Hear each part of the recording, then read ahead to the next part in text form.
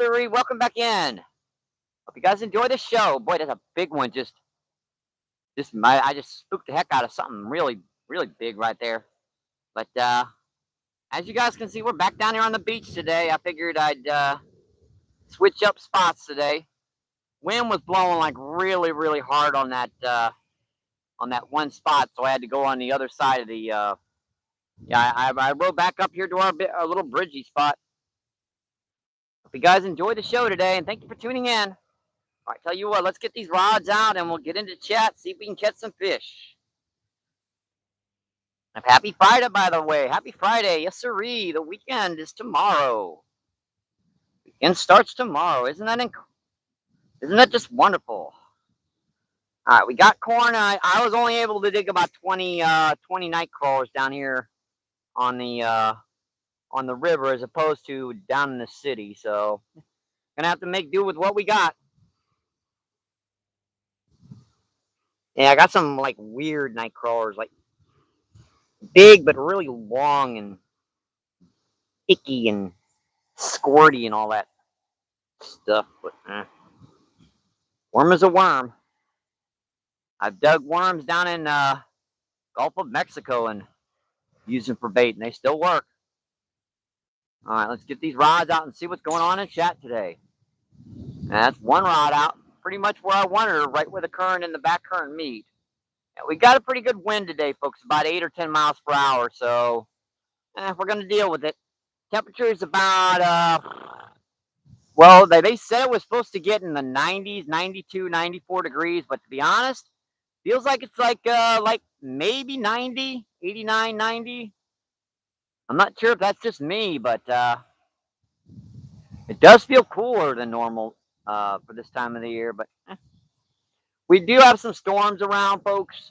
I did hear them say that it might be raining a little later on or this evening. I don't know, but whatever. Yeah, that weight stop had loosened up on me, so I'm just tightening it. All right, we're going to put, it's another big one. Right in front of me, folks. That's the second big one just came up. Yeah, those big ones like that's got to be either common carp or grass carp, because that's like 30, 40 friggin' pounds.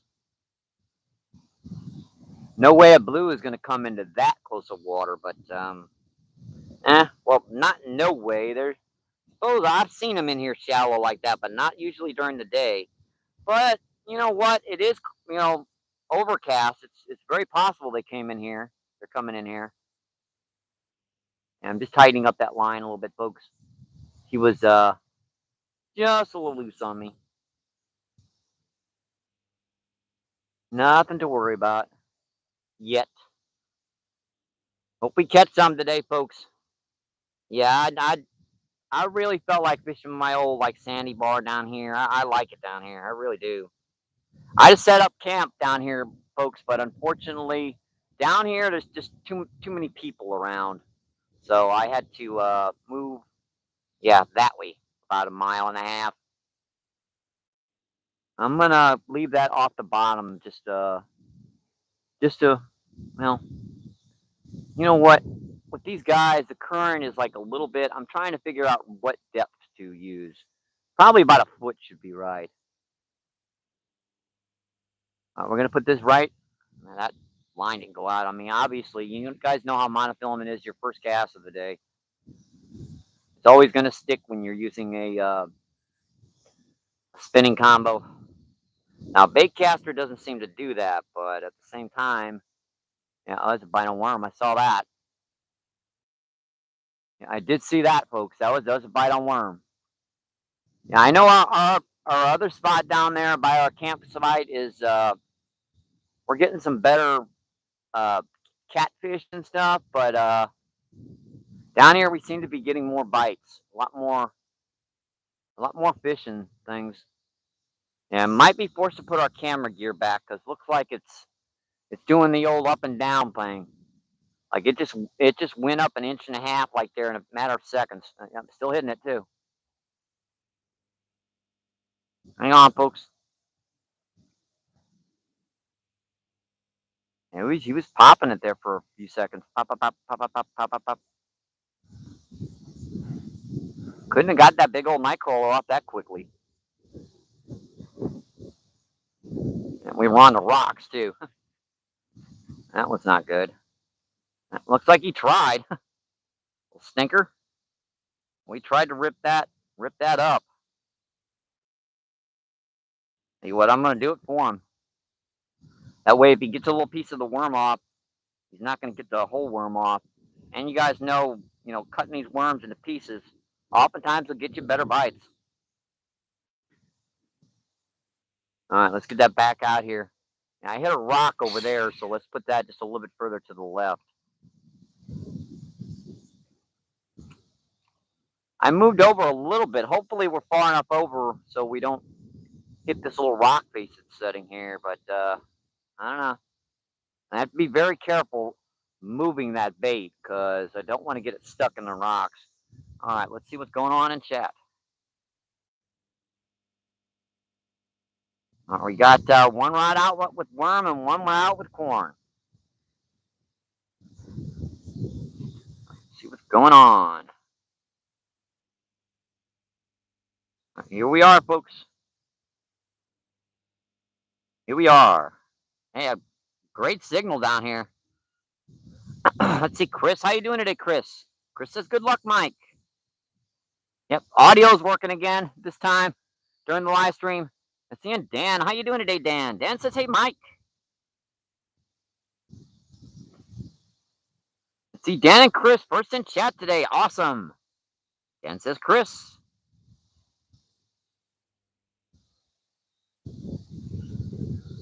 Let's see, Chris says Dan. Of course, Chris says, say Dan. Dan says, Chris. Let's see, and Tommy. Tommy Stamina. Number 1, number 2, and number 3. That's a bite on corn. Oh, you little... Man, he popped. That was a bite on corn, folks. Ooh-hoo-hoo. What am I doing looking at you guys if I'm getting bites on corn? Man, if they're going to hit corn, hold on, folks. Hold on to your hats.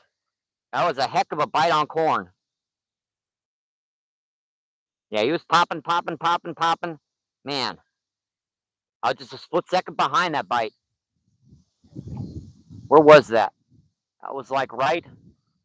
I went that right back out there. Too far. Man, that was a heck of a bite on corn, folks. That was popping. And you guys know what? Usually don't get smaller fish to hit corn down here.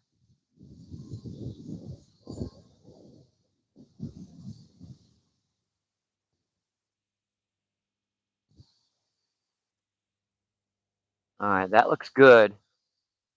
That definitely wasn't me. My feet weren't even anywhere near that. Let's see, Chris says, Tommy, my brother from another mother. And John P. for 2nd, 3rd, and 4th. John P. says MBP, my brother. Awesome, my friend. I hope you guys enjoy the show today. Yeah, we are back down here on the mighty, muddy Mississippi River down by the Arch in St. Louis. Yeah, we're down here by our cool little bridge, our little sandy bar. John P. says Tommy. Chris says John P. Let's see, Tommy says John, and prayers. And positive Pokes. How you doing, Pokes? Pokes says, good day, Bill Dance. Good day to you too, my friend. Yeah, I'm not great with his accent. I'll watch some more Bill Dance videos and try to get that for you. Let's see, John P. says positive, brother. Good to see you in weekend.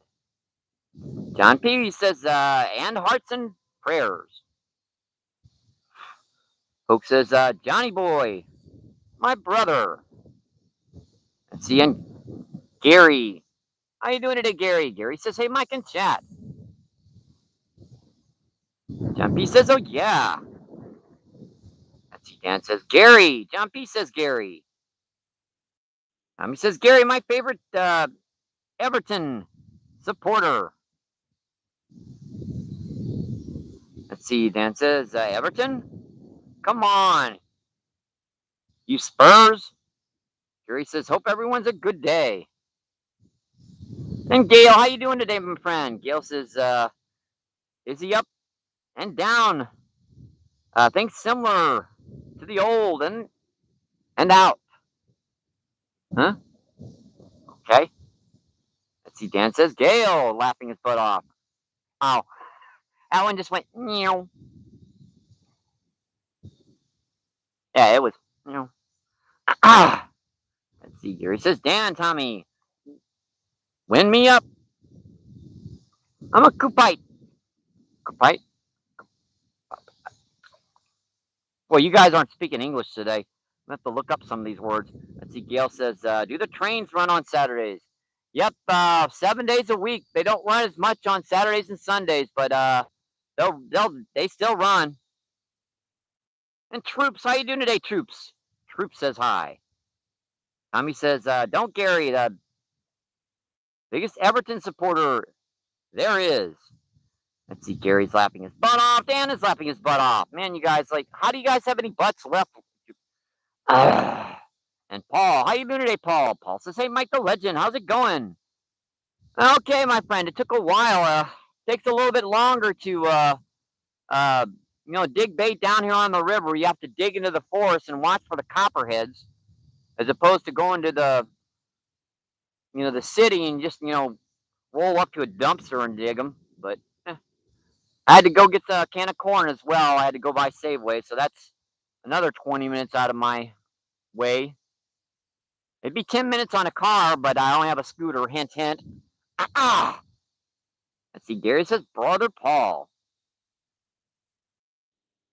Let's see him. Barbie, how you doing today? Barbie asks, "How's it going?" Going okay, my friend. We're getting bites. And now it's popping on it. Hard, too.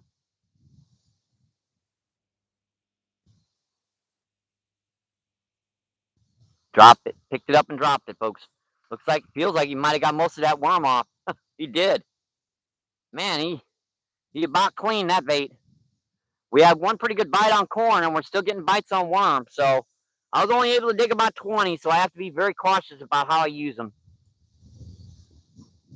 But then again, a lot of them are big night crawlers, so they're single bite worms. I don't have to worry about putting 2 and 3 of them on. A lot of them, the small, like slime worms. This is where I originally got them. There's a bite on corn. I saw that. And he was popping it. Pop, pop. And we're getting bites here, folks. And I'm pretty sure I know what they are. I'm just trying to be kind of quiet right now. They're within 15 feet of me, so I know they can hear me. That's a little too far to the left. Dang it. It's not as easy as you think. I gotta get a better bait caster for this big rod, but I ain't got enough money for it. Been trying to save for it.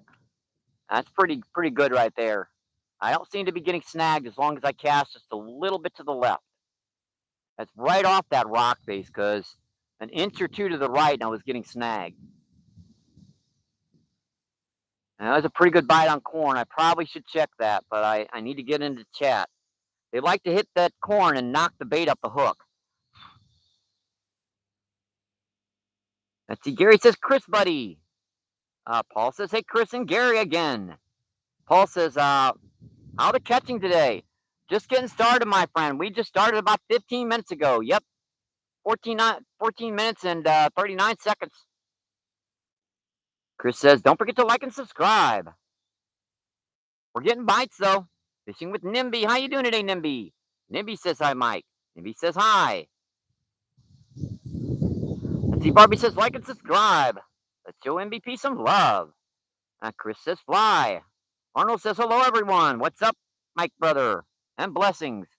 I should get you guys. There's a couple people in chat. I should pop out some wrenches, too. Hey, let's see. Fishing with Nim. There you go. That's one. Add as a moderator. And let's see.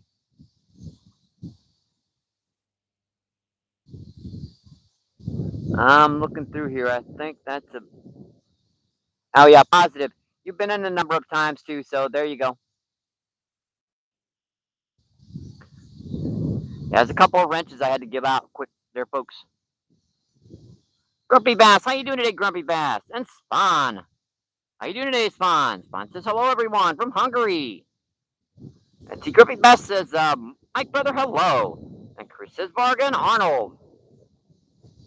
Chris says Grumpy Bass. Grumpy Bass says Chris. And Grumpy Bass, thank you for that golden poo. Thank you for those gems, my friend. Thank you, thank you, thank you.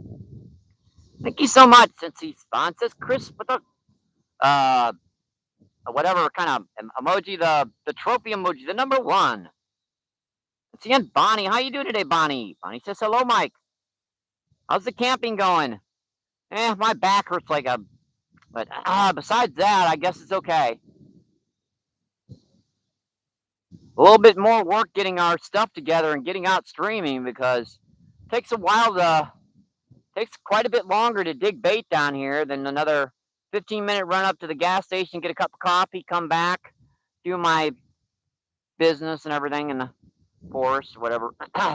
And, go back. I had to get a can of corn and then get back out, and here we are.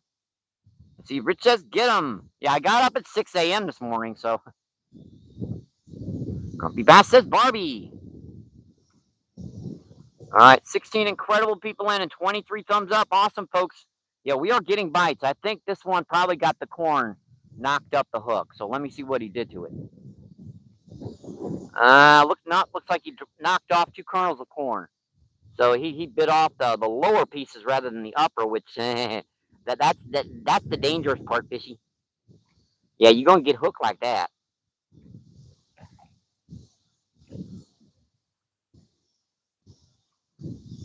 Hit off the stick tip. All right, let's see if we can get this right back out there where we were getting bites. I hit the. Yeah, we've got a little sand bank right behind us, folks. It's makes casting a little interesting. That's a little further out than that fish hit, but I don't know. I'm trying to get the best spot here. All right, that should work there. These guys should be getting hungry now, folks. With the later and later it gets in the season, these fish are gonna start eating more and more. That didn't get a bite that time. Yeah, they just don't like single worms, folks. That was a small single worm, and he just ignored it. And that's another reason why. Make that he didn't ignore it. He ate it off without me even noticing a bite. Yeah, most people would have just let that set out there for 20 minutes, but knowing the fish down here, I pulled it in, and yep, the bait's gone. I didn't see a bite, folks. That was interesting.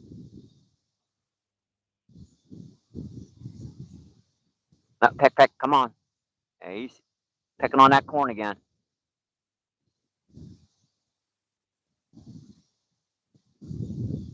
Yeah, I've got something out here, folks. I just got to wait for him to hit it. I should put a smaller weight on, but there's still a decent amount of current here. Which kind of makes it so if I put a bigger weight on, a smaller weight, I'm going to drift. And I want to set right there. It's kind of a double difficulty. I think I'd much rather fish this spot anyways right now. It's a lot more comfortable down here, folks, especially for the sand and an old man just wanting to come out and fish. It's a lot easier to stream down here too, folks. It gets a much better signal quality. Might not see as many big blues down here, but we definitely see some bigger carp and grass carp and other species. All right, let's get back into chat, see what's going on. And I did not set my spot in chat. Why did I not do that? I don't know. Let's see. Paul says probably small catfish. I very muchly doubt it on the corn. Now on the worm, yeah, I can guarantee you those might have been some smaller catfish. On the corn, that's usually like a small buffalo or something, like maybe 2 or 3 pound buffalo, because they're really hard to hook. It doesn't matter how. because that first bite it was pop, pop, pop, pop, pop. Now the other ones they were kind of nibbling on it, but it's possible. Positive. Let's see. And Tim, how you doing today, Tim? Tim says hi. It's very possible on the worm. That's what I'm getting, but that's the thing about worm. You can get 30-pound carp on her. You can get a 6-inch channel catfish. You can get a 50-pound flathead. Let's see, positive. So we have thousands of minnows here in the river. They pick any bait off. We don't have many minnows in this river anymore. It got polluted for a long time, and they cleaned it up, obviously, but a lot of those minnows died off. Now our food source primarily down here are baby carp, grass carp, like skipjack herring, moon-eye, gold-eye herring, like caddis larvae, a lot of hellgrammites, a few crawfish mixed in, but not a whole lot of minnows. If you're seeing like little stuff on in the water here, probably little baby grass carp or common carp. The last time I grabbed a handful, they were like little itty bitty tiny grass carp. In fact, almost every fish I catch, oh, I missed that one. Every fish I catch down here and take home, they got baby grass carp in their bellies, like little itty bitty, like inch long, 2-inch long. It's kind of interesting how people always complain about grass carp in some locations, and yet down here, it seems like they're a very valuable food source. And I do know they take over some areas, which small creeks and stuff, they really need to be gotten rid of, and in some small ponds. But in this river, they seem to work and live pretty good. I was tightening up that drag a little bit; it was a little loose. Yeah, I loosened it up our last evening on that last carp we had uh, on our last feed. That's incredible, the diversification of species down here in this one location. I know our last spot we caught like a drum, carp, and a gar and a freshwater drum, but I rarely ever see anything like stripers and white bass down in those locations. Down here on these rocks and sand, it seems to be a lot more of those things down here.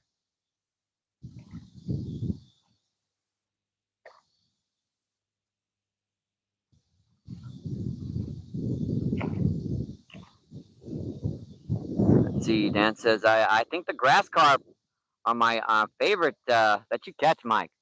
Yeah, they are fun.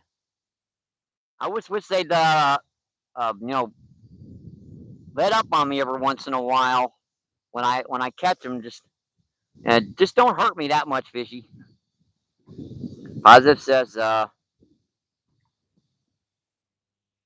Allegheny River. Interesting. Let's see. Barbie says don't be mean. Double tap the screen. Positive says you eating them things?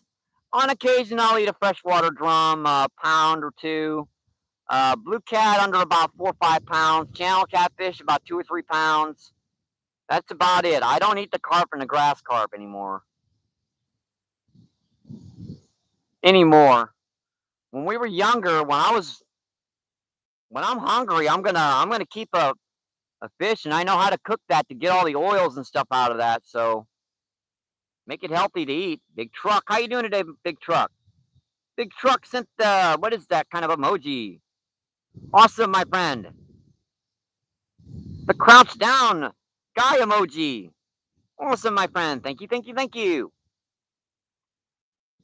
And Heather, how you doing today, Heather? Heather says, "Hope you're well today, Mike. Hope you're well today too, my friend." Positive says, "We caught 14 species from the same spot a few years ago, but they demolished a bridge, ruined the fishway." Yeah, I do know what that feels like. That's about what we catch down here is about 14 species. Now you don't get a lot of the species uh, sometimes, but they do show up. Seeing Joey. How you doing today, Joey? Joey says hi. And Heather sent the good luck coin, my friend. Thank you so much. Thank you, thank you, thank you. Thank you for those gems. 21 incredible people in and 28 thumbs up. Awesome, folks. Yeah, I read the chat by checking out the tablet over here. It makes doing live streams a lot easier, especially when you're in like really big glary spots. You know, the kind that the sun's glaring in your face. Because if you try to read them from the cell phone, you won't be able to see bunkus. Now this way, all you have to do is find a little shady spot. Oh yeah, you can read the chat now.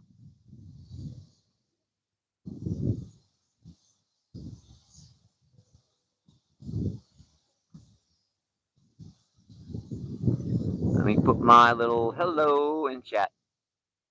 Yeah, that's my backup account. I always like to do that at least once a feed. Yeah, on YouTube to become monetized, you need your main account and your backup account. You need at least two accounts. That way, if someone hacks into this account, you got a backup account that you can get back into your channel. You also need it's a bite on worm. I saw that. A couple different forms of identification. A valid state ID. You need to be able to confirm who you are through a cell phone and all that other stuff via email, via Google. I think it's called three-step. It's called two-step verification. So you need at least two types of verification, and that's not including the ID. Ah, I just friggin' got that rock.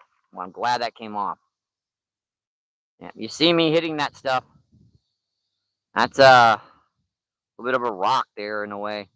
And you notice when they get that worm down to where they can see the hook, they quit. They're very clever about that. They don't want to hit that worm if that hook is exposed. I'm gonna do something with that. We only got about 20 worms, but that's all I could dig back there in the forest today. Took me about an hour and about 300 mosquito bites. So maybe that's probably the reason why I'm not catching as many fish right now since I went.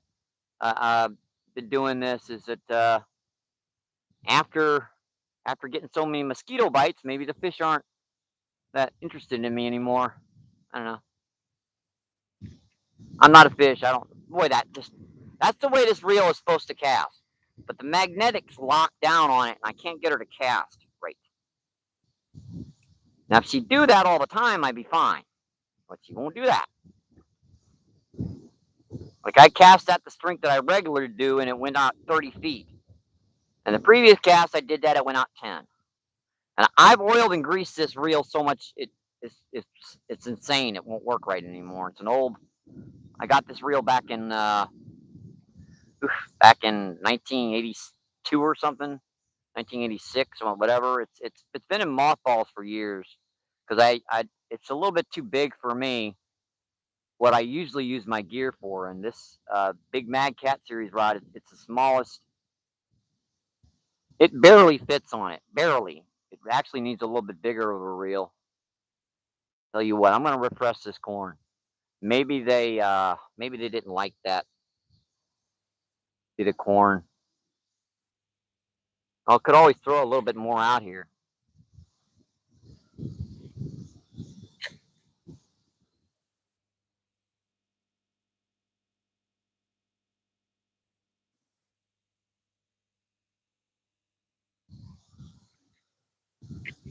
Why that corn is no good. Yeah, this can is. It might be good for the fish, but it's a lot of these kernels are crushed. Be good to eat, but not to use for bait. This is people corn here, folks. This is definitely Definitely a brand of people corn. They probably overcooked it. Smells like corn. No worries about that. Oh, come on, line. Like I said, I should probably put on a smaller weight, but this current's ripping over here. If I put a smaller weight on, half the time it's not going to hold. But the other half of the time, it's just enough for the proper. But it's messed up. This spot, folks, it rips this direction, then it'll slow down, and it'll stop, and it'll start ripping again in this direction, and then it'll slow down, and then it'll stop, and it does that over and over and over again down here. And man, that rock face is just barely sticking out down there, about this much out of water. That would be tough to fish down on those rocks. I just looked down there. See positives. Get the hot dogs. Honestly, it doesn't. Hot dogs. I kid you not. I've used them down here numbers and numbers of times. They don't work great. Now, chicken does work on occasions, especially during the wintertime. Get some like really spoiled chicken. That scent will get them going. But this is a really natural river. It's these guys are really used to hitting what's here. How the heck did I miss that bite?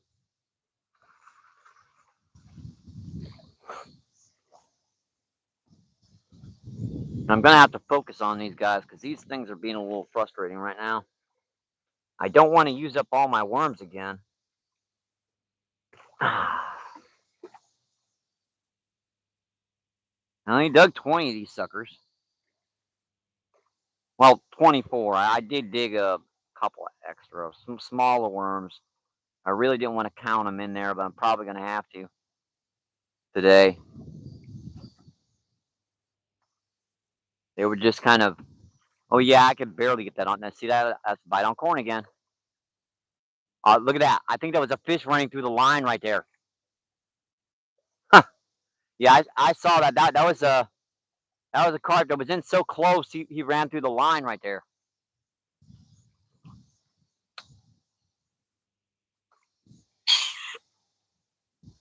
Yep, see, it did it again. Shouldn't do that, but it does. I mean, magnetics and everything are all turned off. I use bait casters. I basically turn all the magnetics and everything down on those so I can get the best casts. Let's see, Mahad. How you doing today, Mahad? Mahad says hi. Mahad with the fish emojis. Positive says, you got poor quality corn. It's mushy and small. Need firm corn. Yeah, there are different types of cans of corn. Yeah, it's more like people corn. And a lot of times it'll be different from one can to the next too. Like one can will be real firm and real big, and the next it'll be a little small and mushy and stuff. Yeah, it's more like people corn. It's heavily hooked. So it says GI. Mahad says hi. And Corey, how you doing today, Corey? Corey says hi, mate. It's the end, Limbaum. How you doing, Colby? Colby says thank you, thank you, thank you. You're welcome. You're welcome. You're welcome. And seeing GMT. GMT Haas asks, have you caught a paddlefish? Oh boy, yeah, I've caught them in the past. I haven't fished for them much anymore. Just takes a lot of casting a massive weight and setting a hook. And there's a season for paddlefish in October, so uh, well, I think they might have changed it in November. And you can snag for paddlefish during that time of the year, but no else down on the Mississippi down here. Let's see, in survival. How you doing today, survival? So survival says MVP. Hope you're staying cool. It's over 100 here in Tennessee. It's not too bad today. I think we got the storms that seem to be going by seem to be keeping the temperature a little bit cooler today. We're about 90, so could be worse. Survival says hi. Mahad says, how much fishing? How much fishing? None yet so far. But we're working on it. Got corn and we got worm. We are getting bites. It's just these little stinkers are kind of being a pain right now. And I'm getting bites on both rods. It's just I can't seem to, as usual, I can't seem to get the hook into them. Hate to put a third rod out here unless I put it with corn. And if I did put it with corn, I just put it with like a jig head down there. Be a good idea. Tell you what, let me refresh these guys and go get a crappie jig for my smaller reel. And look at that. Yep, I thought I saw a bite on that. Knocked the corn right up the hook. If they feel and see that hook, they will not touch it. And I got to use a bigger hook down here because these 20 and 30-pound carp down here, I can't use a little tiny hook in this current. And I see him pecking on it.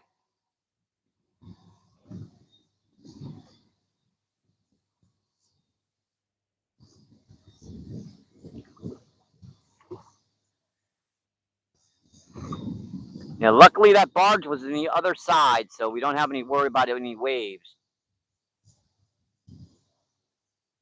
All right, I think I'm going to refresh this. We got a bite again, just they're not committing to it. Not today. Where's that current? Now the current's pulling the dang line to the right.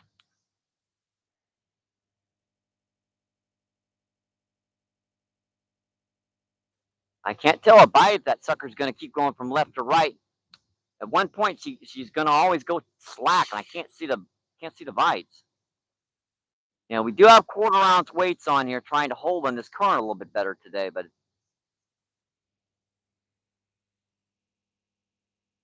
yeah, it's drifting to the right again. So I'm going to have to compensate by casting further up to the left.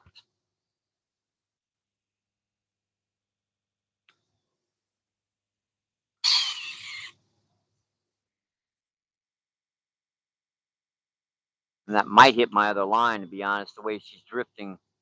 The other line is drifting. Well, we'll see.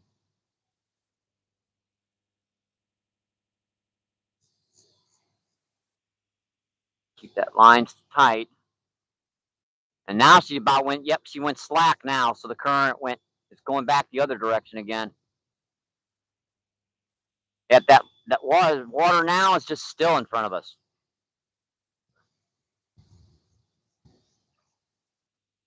That's one of the things about working with this particular shoreline, folks. I'm just getting a crappie jig for my, we're going to use like a corn and jig and corn technique. Assuming I can find one more buggers in here. Yeah, and I'm sure you guys are going to see my rods pull or something while I'm doing this. Yeah, I think I found one. And honestly, I remember a technique if I can find a hook. Or those little stinkers didn't fall somewhere. So what we're going to do is we're just going to use just a tiny, tiny bullet weight. And put that straight to the hook. That way that'll work as just a little jig head. Assuming I can find a little weight in here. Yeah, I probably should have bought weights the last time, but I really couldn't afford to get any, folks. We had to get the tent, so we weren't going to be homeless. Well, houseless anyway. And yeah, dude, I don't have any freaking hooks. All right, I'll use one of these guys. No worries.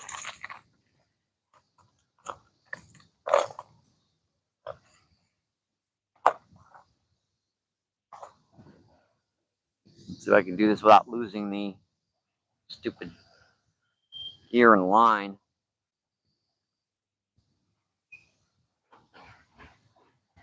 And oh boy, went under the reel handle. I mean, went under the spool. I got to take the spool off. Yeah, this is my little 6-pound fluoro line, folks. So Well, no, I think I put 8-pound fluoro on this one.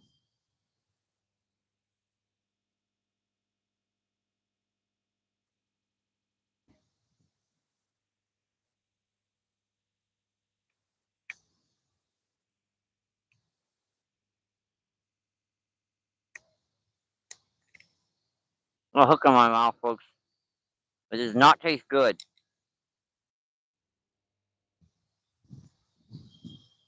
It's a used hook. I can taste it. That was me.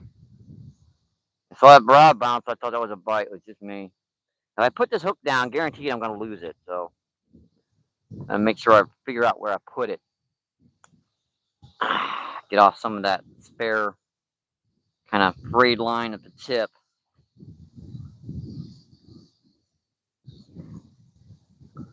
I know where to cast this. I can cast this down that way with a very, very small weight straight to the bottom. Hope you guys are enjoying your Friday, my friends. Hope you guys also have a pretty cool weekend set up. And if not, well, just stay tuned and come in and enjoy the content created by everyone.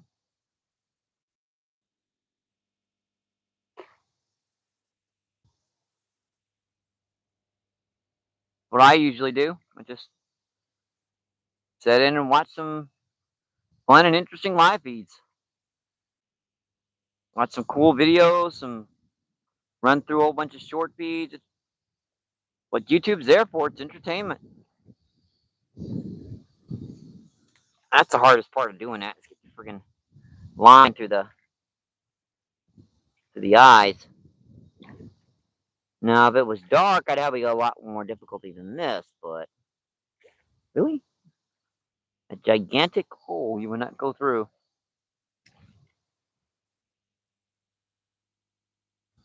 Bait's probably gone on both of those because that current went back and forth. So when it changes, a lot of times those fish will smack it, and you won't even see a dang bite.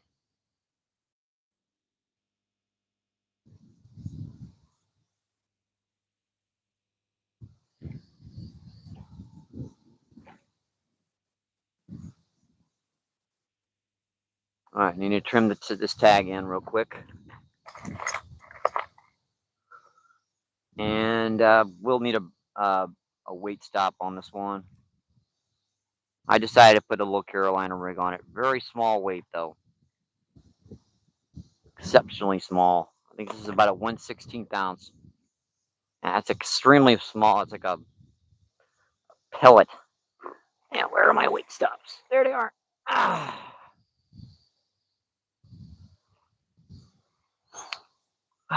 Always trying to figure something out when you're out fishing, trying to figure out what to do to get them to hit or to get them to hit better. Now we're getting them to hit, but we need them to hit better. That's a bite on worm. Dude, come on, man. Right in the middle of. If I stop doing that, I'm gonna lose that weight stop. So I need to get the worm off on me all the way. I'm sure you guys saw the tip of that rod bouncing pretty hard. And it won't be long, folks, before we can get like 40 and 50 worms again. But for now, we're stuck to maybe 20, 30, 40 a day, whatever I can get.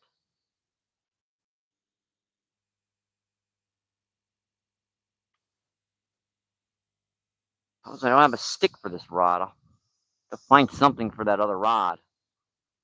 For this new one I'm setting out. Way too far.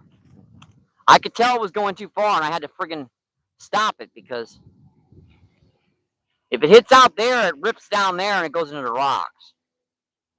I need it right about there.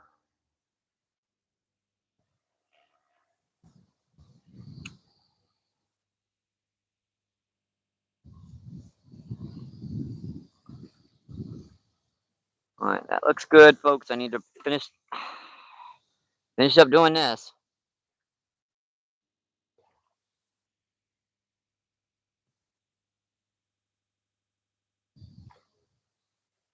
The weight stop just about weighs as much as the weight on this one.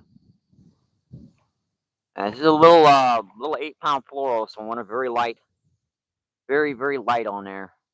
And really, that just cut the line. That's another thing I hate about fluorocarbon. It's everyone says it's abrasion resistant. Want to bet? I just snapped that line, putting the dang weight stop on it.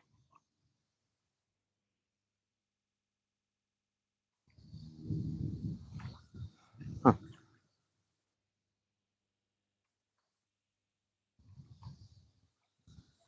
All right. Now I'm sure 15, 20 pound fluoro is pretty good. You get something strong enough to be able to do something with, but I don't know.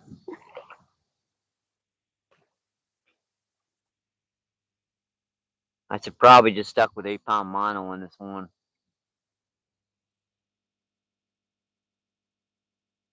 Straight up hook ties, I'm sure it's good as well. Like if you're using a jig head or something for. And where the heck did I put the clippers? I had to put them.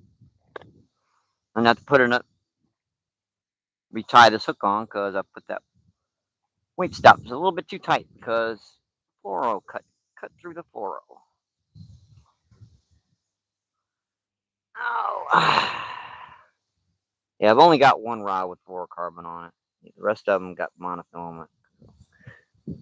Number one, it's too expensive for its quality. I mean, yeah, it does sink, but you know what? Monofilament, after you've had it for a while, it starts sinking just like regular. Got a little bit of a stretch, not much. And I actually like having some stretch in my line.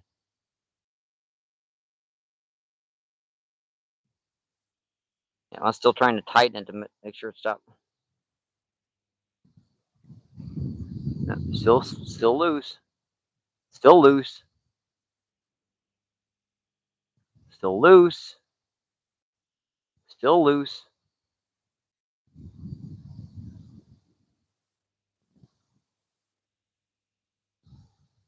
All right, that's about as tight as I'm going to get her.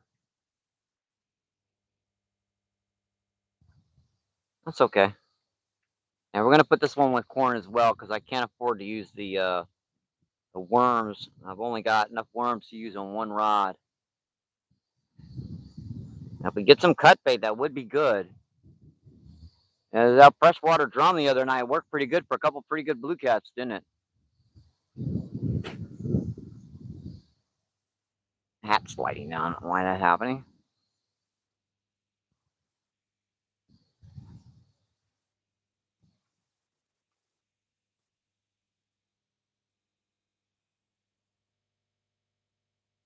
This one might work real good, folks, because it's a much lighter line and going to be a much smaller weight.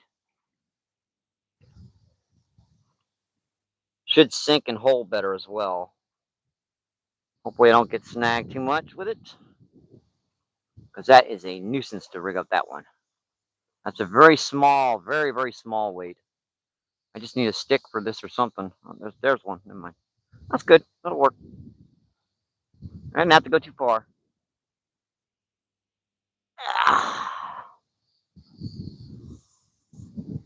Let's see. Angles. Right about there, I think. Not sure how you're going to be able to see this rod, but I can see it.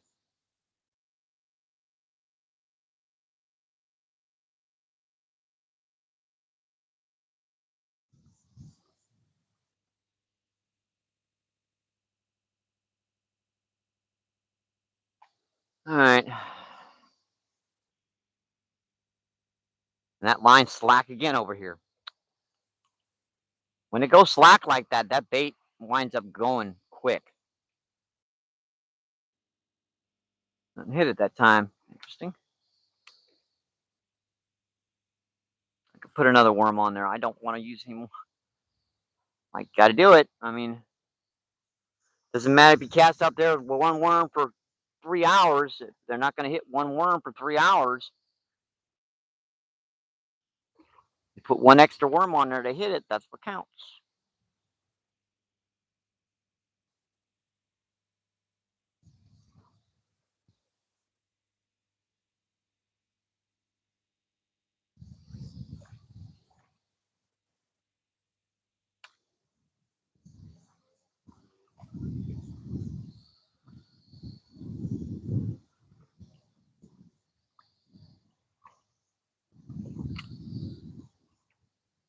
Pretty good weight. She should hold, but she's not right now. All right, let's get back into chat. See what's going on.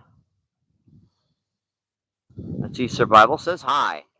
It says, let's see. Fishing 748. 748 says caught it. No, I'll eventually catch something. Hopefully. Let's see. Chilling with David says, have a great day, MP. All right, thank you, David. And Bass Fishing, how you doing today, Bass Fishing? Bass Fishing says MVP. Let's see, and Mental. Mental says hello. Mental says hi. Mental says like. Mental with his heart. Mental says hi again. And James. James says, how's the bite? Well, we're getting bites. It's just getting these guys hooked up.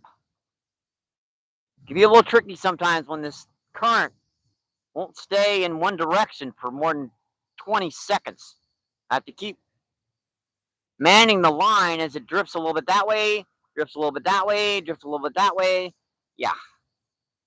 Bonnie says, nothing yet. And James says, oh, thanks.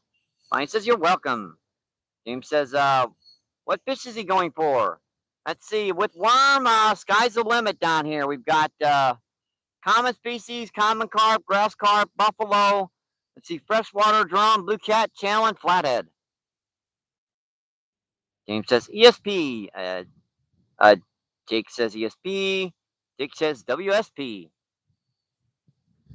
Let's see, and Munchie. Munchie says hello, everyone. Bonnie says anything that bites, James. Yep, you got it. Jake says hello. And James says Bonnie. James says Jake, hi. And see, Munchie says, what is a woman? I don't know. What is a woman, Munchie?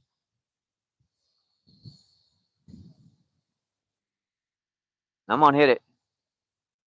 You're just pecking on it again. Peck, peck, peck, peck.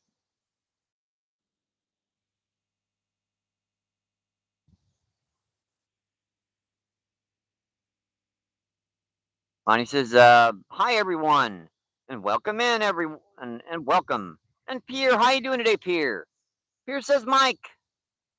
How you doing today, buddy? 13 incredible people in, 41 thumbs up. Awesome, folks. Pick, pick. I had me in the rocks. Dang it. Yeah, I think I just... No, just a worm come off.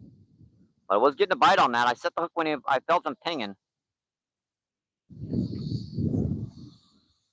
Thought I had him for a second, but nope. That's why I don't look like putting that much worm on, because guess what? All that worm is gone now. Yeah, I might have had a bite, but I didn't hook it, so.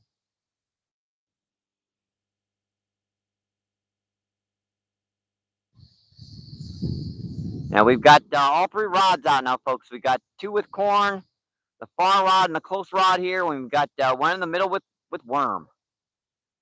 Oh, there's a bite on. Oh, he pulled off. Man, he. Yeah, that one doubled it, folks. Tried to pull it right off the stick. Crap. Yeah, that one tried to pull it right off the stick, folks.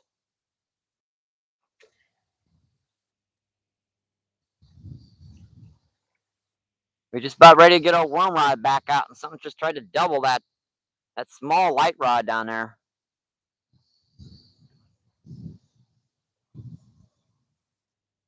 If this works, I might have to switch this lighter one up The same technique on my other rod. Not my big rod because I can't cast it with that 1/16 ounce weight. But my fluger, I should be able to cast that still.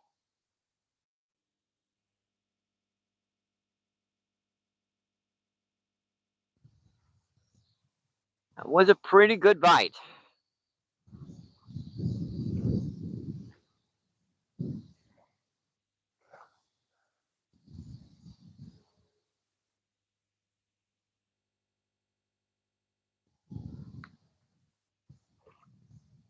That really did double it and try to pull it in that last one.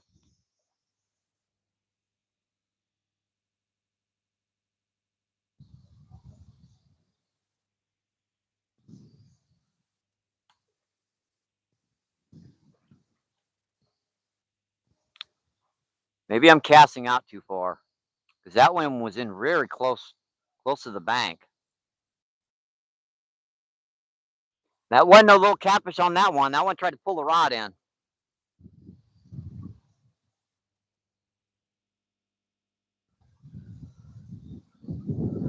Might have to go to that same technique with this other rod, a really small weight as opposed to the bigger one, because they are not falling for this little bigger weight over here. I've had some really good pops on corn and they just let it go. I set the hook on one, but missed it.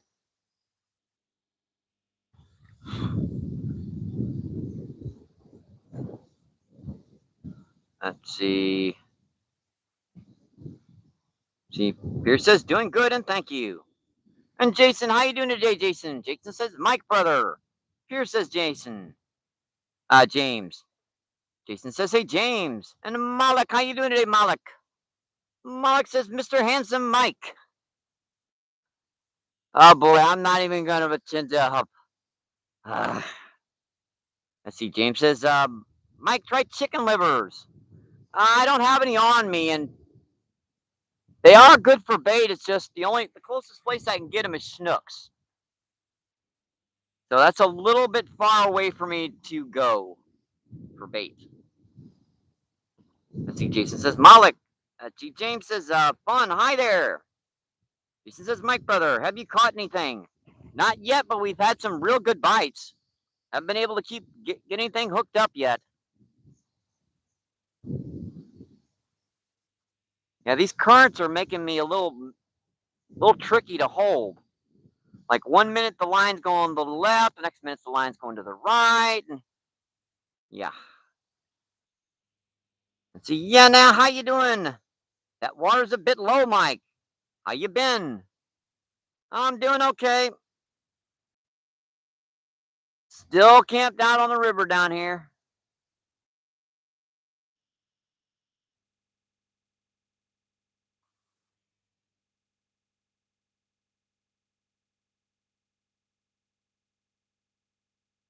Took a long time of preparation to get the stream going today. It's not as easy as you think to get all the prep work done.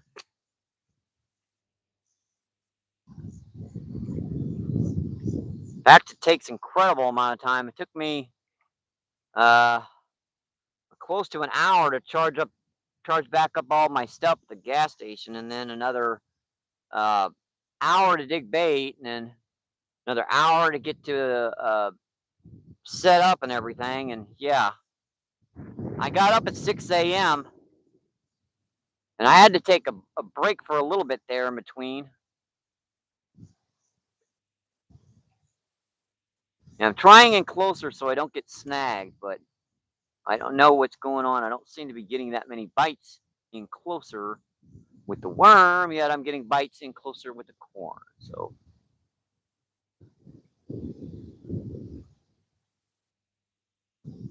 I'm probably gonna have to hook up in a smaller weight on that one as well. James says, "Fun, hi there." All right, water's. Jason says, "Water looks like it's moving all over the place." Yep, it's going back and forth here. You know how that is, Jason. You've been down here before, when the current just doesn't want to go in one direction. Like, it's easy enough to hold if the current's going that way. It's easy enough to hold, the current's going that way. It's very easy if it's not going anywhere, it's just staying there, but no, it's going back and forth. You know how that is, you gotta keep, manning your lines to keep them tight. And Jason will attest to that, he's been down here on days like this. It's basically just days that the water's not dropping, the water's not raising. We're just getting, like, impending current differentials due to the lock and dam of river as they open and close it. Let's see, 15 incredible people in. Let's see, and 48 thumbs up. Awesome, folks.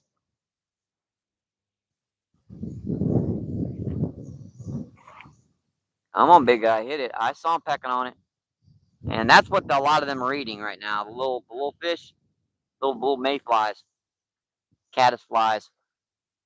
It's that time of the year where those guys are hatching.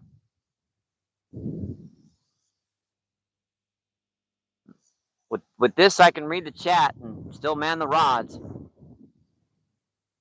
And just enough wind to be blowing the sand in my face. That was nice. Yeah, that did not taste good, folks. Yeah, I got to get the taste out of my mouth. River sand. Yeah.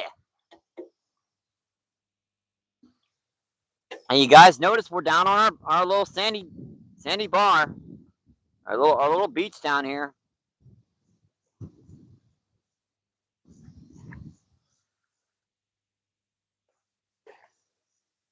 Jason says, "Yeah, it's going to be better today, folks, and good luck, brother."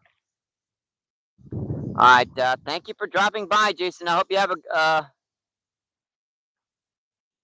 well, well, Jason's driving right now, so he's probably gonna come back and chat here, but he's driving right now.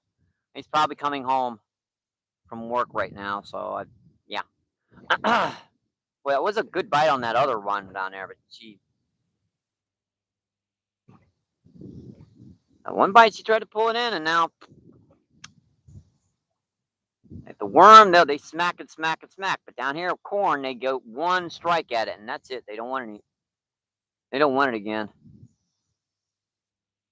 Let's put some more bait in the water, folks. Hopefully, we can get these guys to keep on hitting. Doesn't take much. There's a lot of fish out here, so it's not really like I'm feeding them all that much.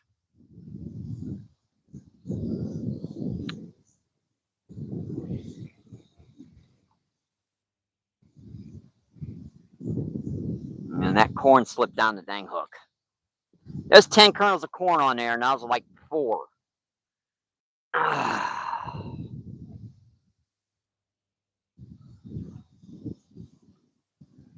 Yeah, oddly enough, these number 10 brown hooks are a lot bigger than the last number 10 brown hooks I got. I got 2. I kid you not, folks. I got 2. The last time I got brown eagle claw bait holder hooks, they were about that big. This time they're just a little bit bigger.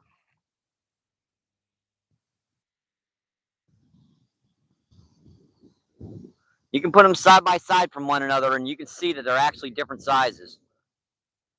It's like probably one's a number 8 1/4, and one's a number 10 1/2 or something.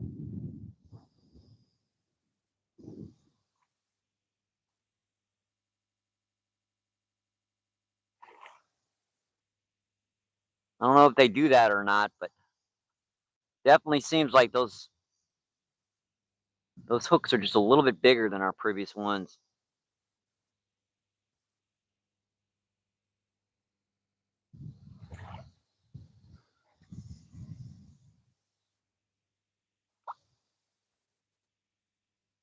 And where's that holding? That's holding pretty good. That's holding right out there in the middle. And that one's holding good as well. And this one's slack again.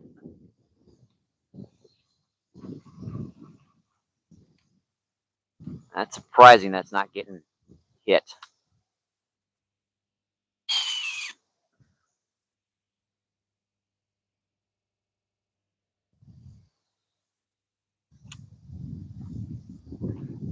I try to wait for this to settle, right? So once it settles, it's fine. Now, as soon as it settles, the line starts going back the other direction. All right, folks. I'd uh,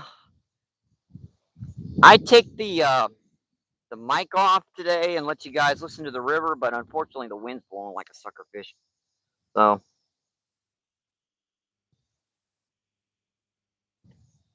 well, I missed some spot in chat here, folks. Here we are. Let's see. Jason says, "Yeah, it's going to be a better day today." Jason says, "I'm not going anywhere, brother." Oh, all right. Uh, thank you. Hope I can catch somebody. Yeah, we're in running distance here. This is a quick trot, so I'm assuming these fish are being a little spooky because I'm talking and they're feeling those vibrations down those rods. So let's move over here. Let's see. Keeping up with the Kardashians. How you doing, Kardashian? Cardi says it's Hey Fishing. Catch anything good today? Not yet. Well, we're getting some bites. Just got to get hooked up. Jason says, wife's got the car. I am so sorry. Yeah, I hope you put a tracking device on that. I'm just kidding, buddy. Let's see. Jason says no. Let's see. Adam, how you doing today, Adam? It says good luck, MBP. All those cool explosion and good luck emojis. John P says star. Jason says hey 5634. Jason says hey John. John says fun. John says Peer. Cuz, how you doing today, Cuz? Cuz says hi. John says Jason. Adam says Jason. Adam says John. And Cuz says, what have you caught? Nothing today, Cuz. Let me see. I need to pop a few wrenches here again. We've had, Cuz, you've been in quite a bit, so let me add you as a moderator as well. And also Adam. And I also want to add, let's see if I can, oh, there we Kardashian, there you go as well. That's my 5 wrenches for the day, folks. Yeah, don't forget to sub up to everyone. You know, check out everyone's channel, see if some entertainment, some stuff you might want to watch. You never know. Might find your new favorite channel. But always come back here and visit. You know, I yeah, don't forget about me.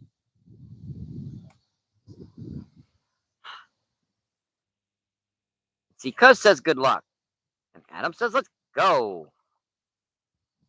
Let's see, Jason says, brother, you know, if I had the car, I'd be right there with you. I know it, buddy.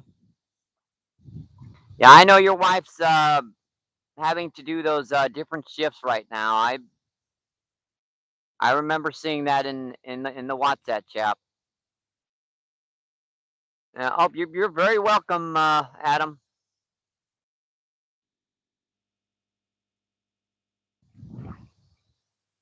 See 10 incredible people in it, seeing 52 thumbs up. Awesome, folks. Yeah, we're gonna let these guys soak because I think they're being spooked of my voice. So instead of sitting over there by the rods and chatting, unfortunately, they seem to be in a little bit too shallow for me to be able to do that. They're feeling the vibrations in the water and they're just going, nope.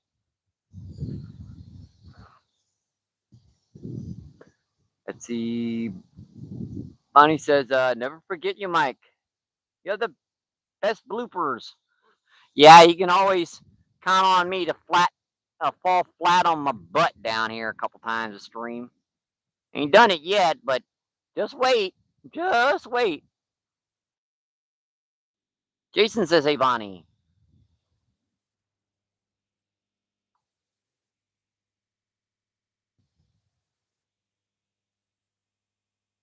Yeah, I'd have been out streaming earlier, folks, but as I said, it took me an hour to dig bait and back here in the down here by the river because you got to be a lot more careful. There are actually poisonous snakes down here on this part of the river, and then I have to go back to the gas station, get a cup of coffee, Yeah, that early in the morning, ain't got the bathrooms open, so I had to go back here and do my and then go back at 9 o'clock when Safeway opens up and get a can of corn, and then come back. And here we are.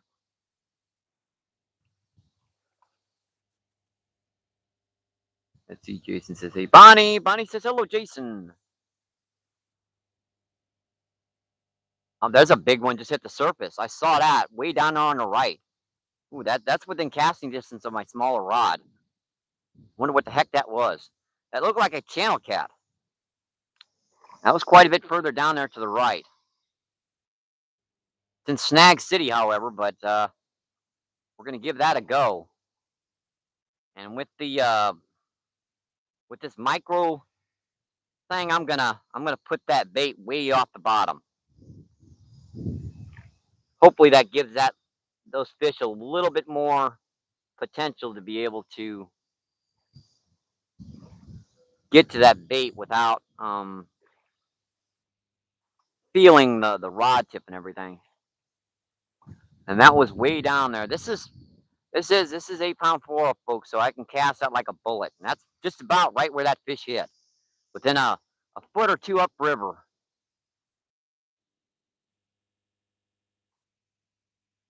That was a big fish, folks. I wonder what that was. Could probably turn the stick just a little bit so I could hold that rod up a little bit better for everyone.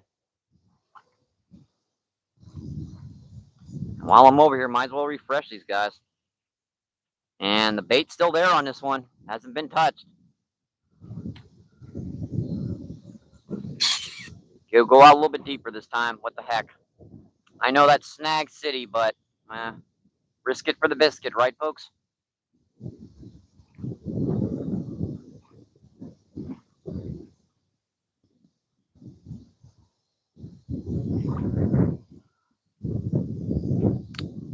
And this one, these bites stopped in here close, so let me go out a little bit further.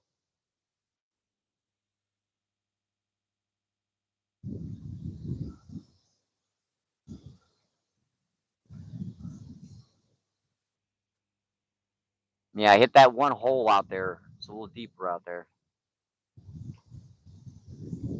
Okay, that one's holding okay, I think. I'm about straight out. And that one's holding. Oh man, that's holding down there, but man, is that in close? Unfortunately, that drifted in here shallow. So that's not going to work. That drifted right past where that fish hit. I'm going to have to compensate by casting a little bit up current. And I might have threw a few kernels of corn off in the process as well. Good thing I reeled that in. Hang on, folks. I'll be back with you in chat here in just a second. We're just refreshing these rods. I saw a pretty good one hit the surface down here. And I've been wondering where they are. I think they're holding down there for some dumb reason today. Usually they're holding in the middle, and I'm casting in the middle today. Now they're holding further down here to the right. Now that'll probably hold. So I cast it out further up current. I don't want to get snagged out there in the rocks, but I do want her to hold as much as that weight will allow. And that current down there is just kind of moving up and down real slowly. That one should hold. And that one, oh, there's a bite on worm. Oh, you, come on, buddies. How did I miss that fish? I went out a little bit further and got a bite. I was popping that big rod pretty good. Just missed him again. Shouldn't have. Saw that rod going bing, bing, bing, bing, bing, bing, bing.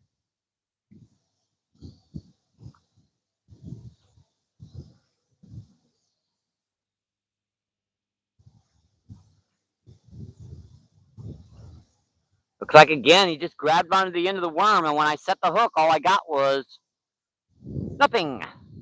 And again, that drifted like super friggin' close into the bank down here.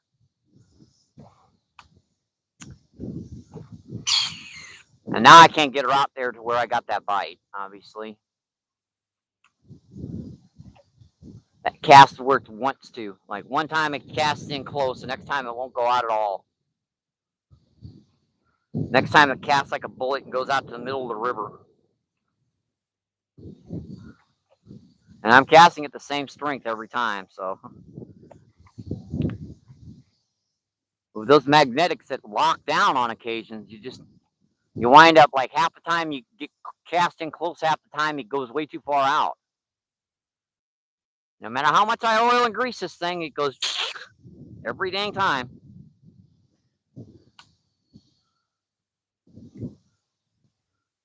Now it goes way out there.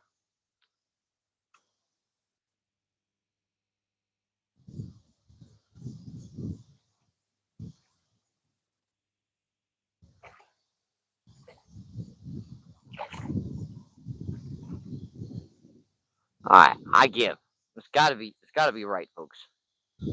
I give because you guys need to check the chat. That was a pretty good bite, folks. I just missed it.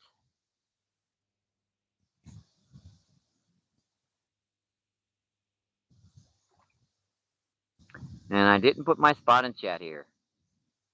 Oh, here we go. Let's see. Jason's laughing his butt off. Cuz says 52 likes. Let's go. And double tap the screen. Jason says, let's go, brother. There's a bite on that bar rod down there. Do you see that?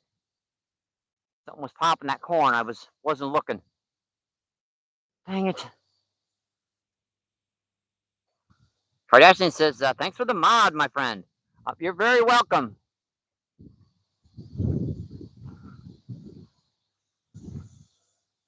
Let's see. Slick says, woo, what's up, bro? Slick says, how's everyone? How you doing, Troy? Thank you for coming in. Don't forget to like and subscribe. Slick says, it's me or is it lagging? Looks fine on my side. See, Adam says, here in PA, it's too hot.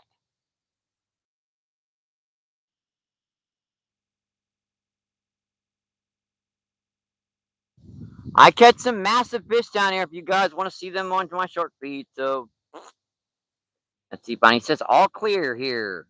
No lagging. Jason says, it's 88 here in St. Louis with a real feel of 108. Yeah, just a regular 108-degree day. So it says, anything yet? Getting bites, just can't seem to hook up right now. Jason says, no. And Slick, thank you so much for that star, my friend. Thank you for those gems. Thank you, thank you, thank you. Bonnie says, he's getting bites, no takers. Yeah, I'm trying to quick hook set them, but they're being a little bit of a nuisance today.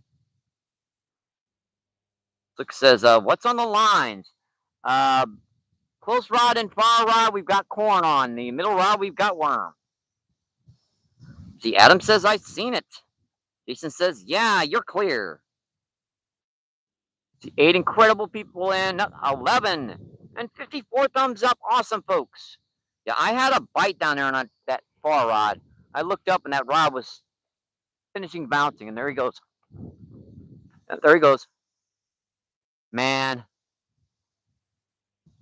he was hitting it good. I should have been here, folks.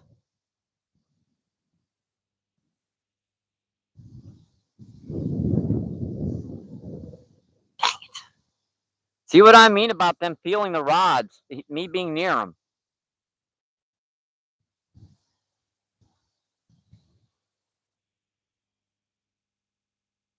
And he got me in a snag. Crap. Now, that's a problem with the weights down here on this one spot.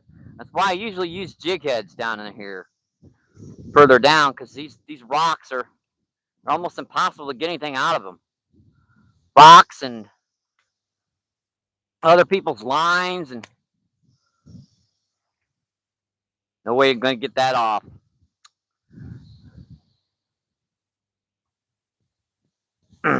Snapped. Unfortunately, that's the one getting the bites down here. Is this one? I was biting a worm. Obviously, hit it when the line was slack. So if I was not looking at that line bouncing, I would have noticed it.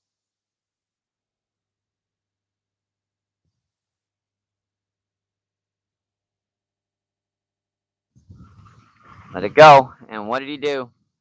Cleaned it. He might have been biting on that for 5 minutes.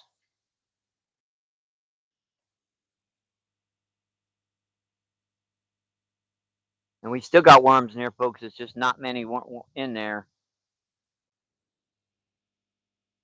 I don't know what else to do with that one, folks. If I put a jig head on it, she's just gonna get snagged again too. And anything past there is just snags. Right now, we're at that level where the current is just ripping back and forth, and it's causing your lines to get snagged in those rocks. Over here, it's a sandbar, so not getting quite as many snags. There's a few rocks mixed around, but not that many. I'll put one jig head on there, but I don't have much of a faith in it, I'm afraid. It's probably going to get snagged down here, assuming I can find that jig head on the bottom of this bag. It's the only one I got left that's the right size. Well, I got one hook. I want to keep that. Found a hook. And put that in the back in the bag. Keep an eye on those rods, folks, especially that big one. She's been getting bites.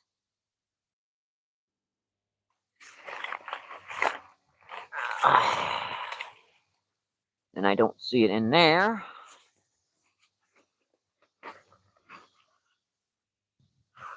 And I don't see it in there. Oh, there it is. It's the only jig head I've got that's the right size for that.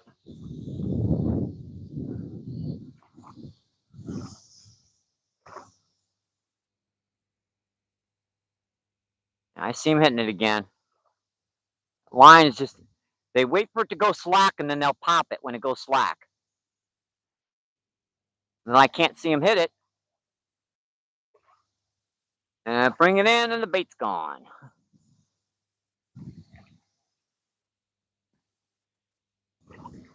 See him pop as soon as I friggin' tighten up that line. It's a real small peck. Those are probably buffalo because they are pretty hard to hook.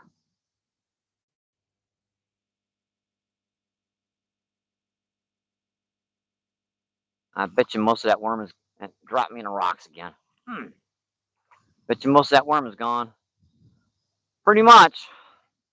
We got a tiny piece of a worm left and a stick. I got to get this other rod back out.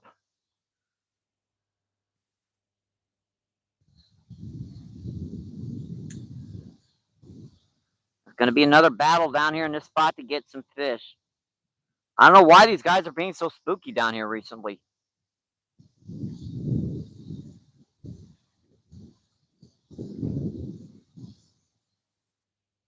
Oddly enough, I haven't been seeing. Well, there was like 3 boxes of worms up there, but those things have been sitting there for like a week. So there's whoever was down here using those worms. They it's been quite a while because they were all dead and rotten and putrefied and all that other stuff. Those are store boughts, so they get chewed up or they don't work at all because the scent's off. A lot of times those store bought worms, if they're kept in the wrong place with the wrong stuff in there, they can get some bad smells on them, and the fish won't eat them. Sometimes they got not enough smell scent too, because they put a lot of sterilization in those worms to keep them alive for long periods of time.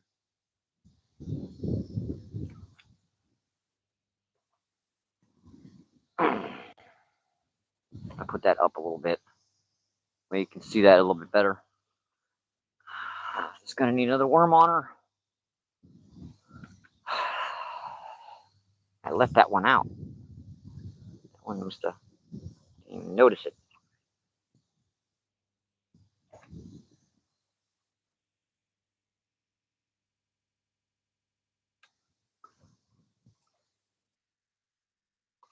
Boy, that's out there far. That's way further than any other ones we're casting.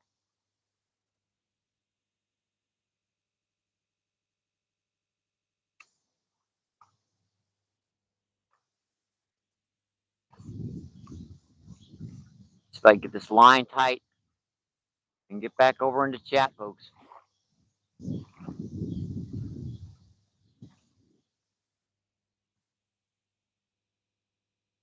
Just waiting for that dumb line to stabilize. I cast it straight out. It goes that way and then it goes back that way. No way to understand what these currents are doing down here.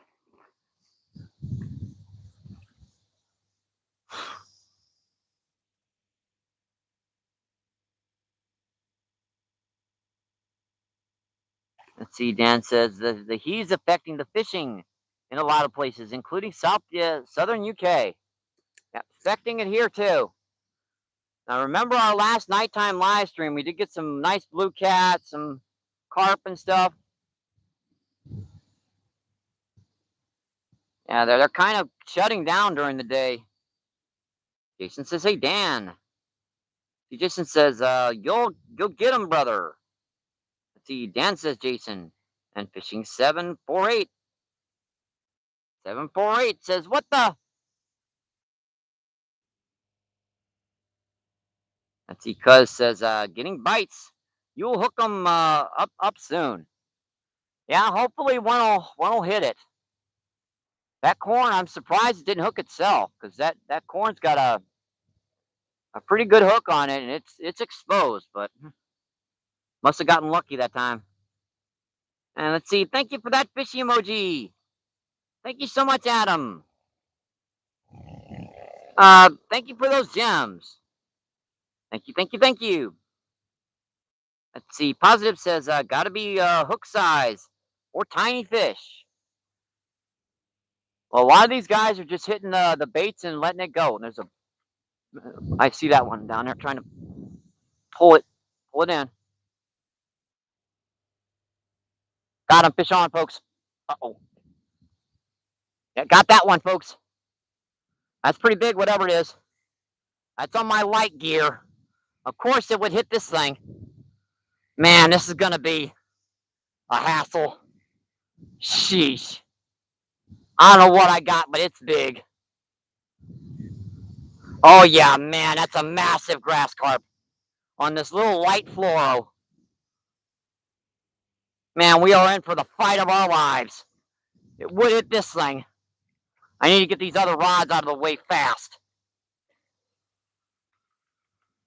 Because I got to focus in on this one.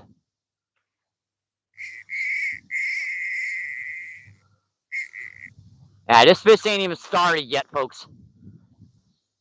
Yeah, this is on a little, a light Ozark Trail spinning combo. Yeah, it's got to be a 15-pound grass carp.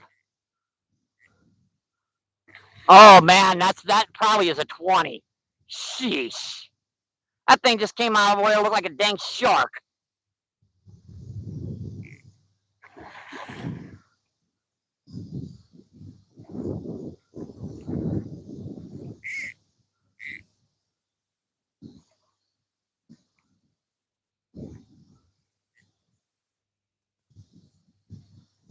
Man, that is one big fish, folks. Yeah, we hooked him. I don't know if we wanted him, but we hooked him. And on our lightest, that's a tiny little jig head, too, meant for crappie fishing. But this...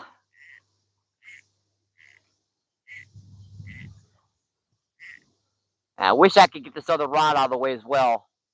It's just I'm having trouble focusing in on... I don't want to let the line go slack. Not with that jig head. Nope. He could shake that hook out so easily.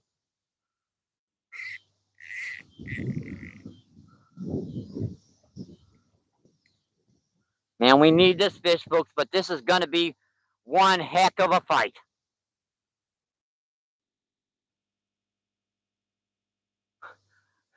Fun, but one heck of a fight. Oh, yeah, that's a 20. Easy. Man, that's just...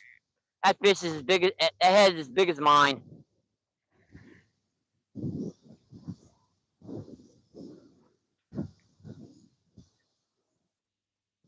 Yeah, I know you guys like those 8 and 10 pound blues I was getting in another spot, but can't get fish like this down there usually.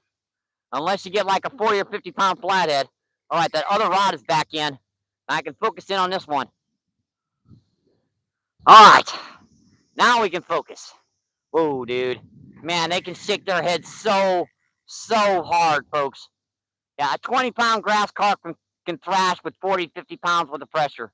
Yeah, it's these guys that tend to try to knock my jaw out of socket and render me unconscious. Yeah, we are switching the camera around, hopefully, over in those shallows, because it's a lot shallow over there. I can get his head in. Either that, I'm going to have to go in after this one. I probably will have to go in after her. Honestly, it's 90 degrees. What the heck? Yeah, that is a massive fish, folks. Yeah, she's just playing with me right now. Just wait till I get her closer.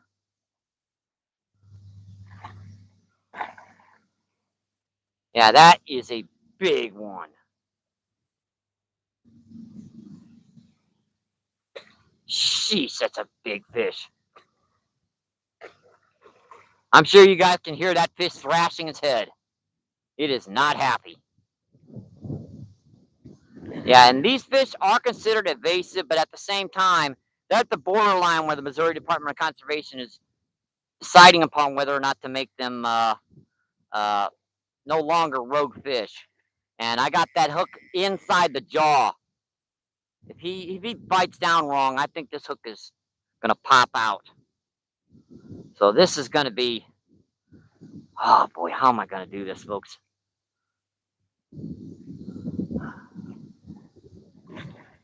Come on, girl. Just let me touch you. Oh. I know how strong this fluoro is, and I know how small that jig head is. This is about all the force I can put on her.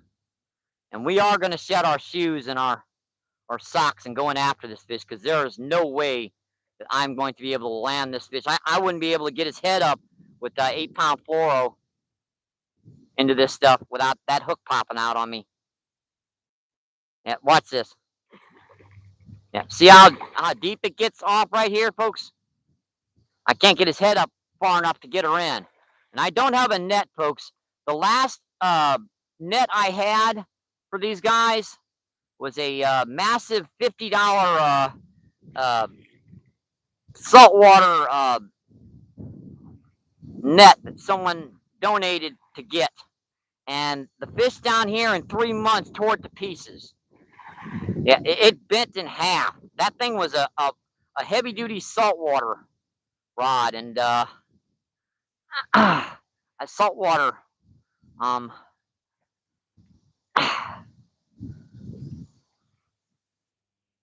saltwater net, and even it wouldn't take these guys. Ooh, that water's cold. Woo-hoo! Good googly.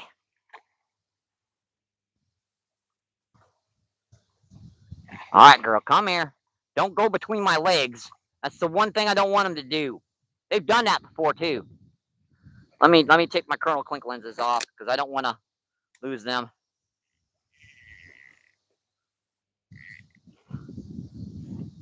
Yeah, I'm feeling fry. These little fry and stuff bouncing against my feet while I'm doing this. My lower extremity. Sorry, Justin.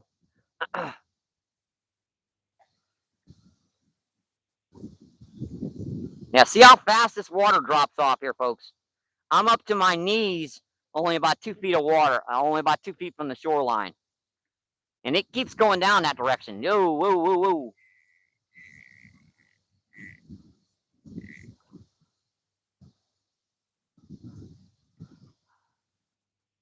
Come here, girl. Yeah, she just keeps thrashing that head. I'm so worried about that jig head popping out. I picked it up and just held that rod and felt him pulling. I'm like, oh, no, not my light rod, fishy. Oh. Come on, Michael. Keep his head up. Keep his head up. I can't keep his head up with this stuff. Yeah, that's an easy 20. You're talking, man, this is definitely going over 20, folks. I'm going to have to see. This might go 25. Look at the size of this thing. Is like 4.5 feet long.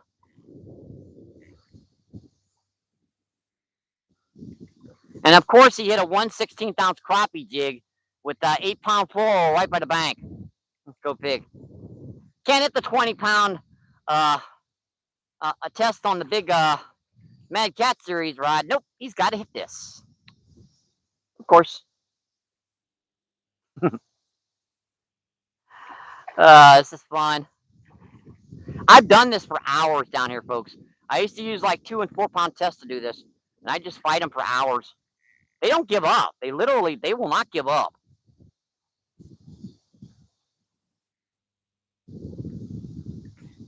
Oh man, that jig head's it's popped out of his inside of his throat. Now it's dangling in his jaw.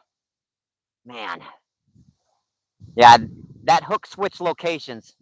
Sheesh. That means that hook is not good, folks. Yeah, that hook changed locations. Come here, girl.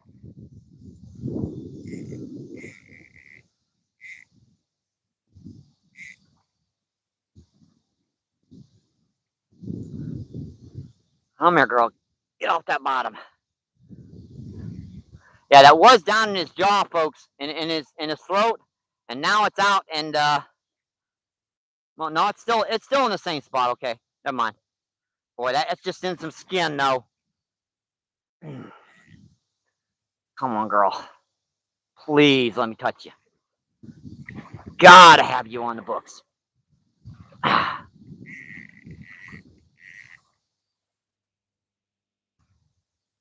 This fish finally figured out it's in trouble.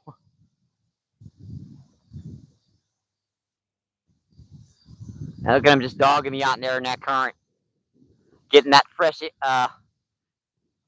water in his across his gills so it can start fighting again.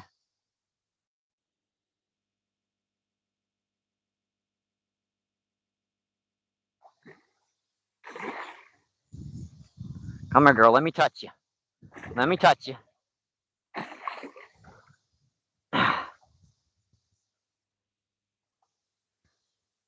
Okay, we touched her. It counts. Yeah, she didn't like that. I had her around the belly. She didn't like that, folks. She did not like being touched in the belly. She must be ticklish.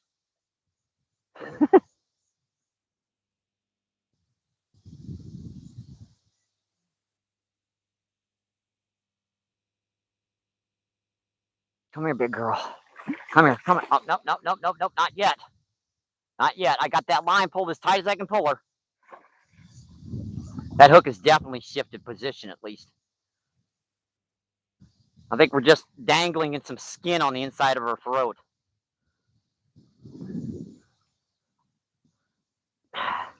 Come here, big girl. Come here, big girl.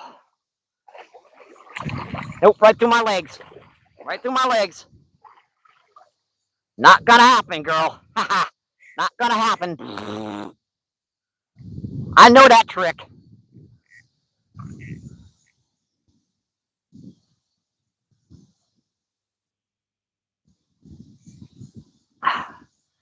Hey, gummit, man, this is tough. I'm doing this for a living, right? Okay, now just checking. Oh boy. Ah. Whoa, it's stuck on a stick. Dang it. Get off the stick. Sheesh. There goes my stick down the river. Oh well. I'll find another one.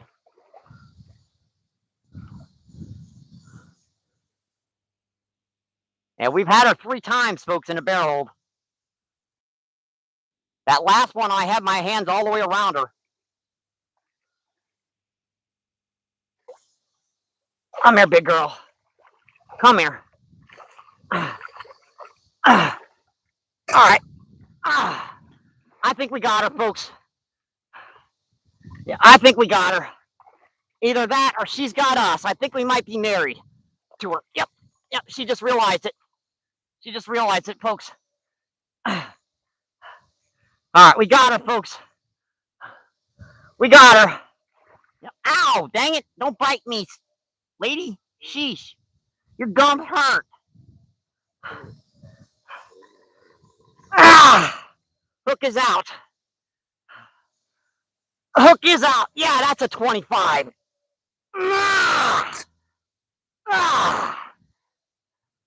Yeah, that's a 25 easy, folks. That might go 30. Yeah, I'd have had a hard time landing this even on my Big Cat Series rod. Incredible.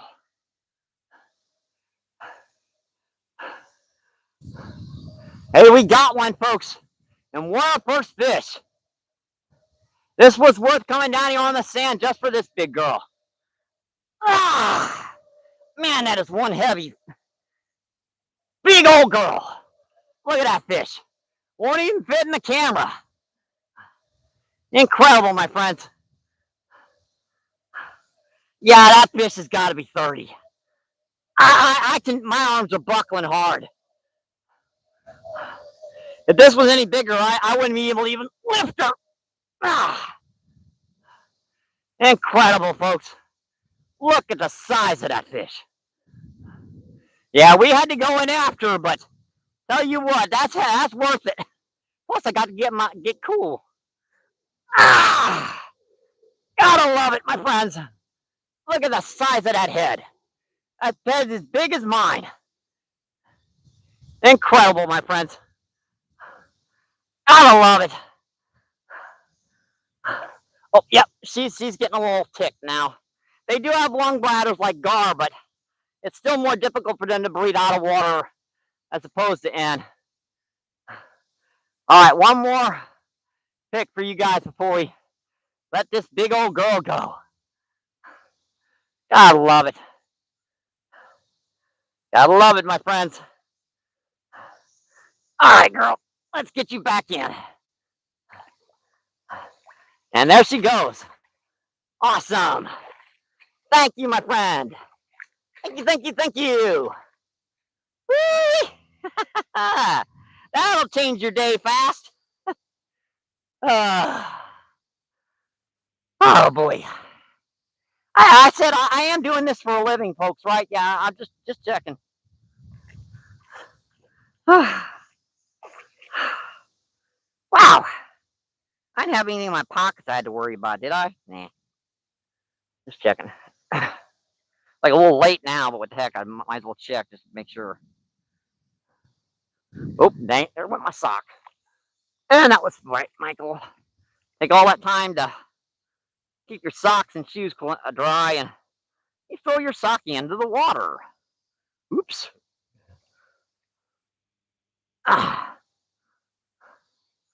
Hang on, folks. Let me get my stuff back on here, and I'll come back and chat. Hope you guys are enjoying the show. And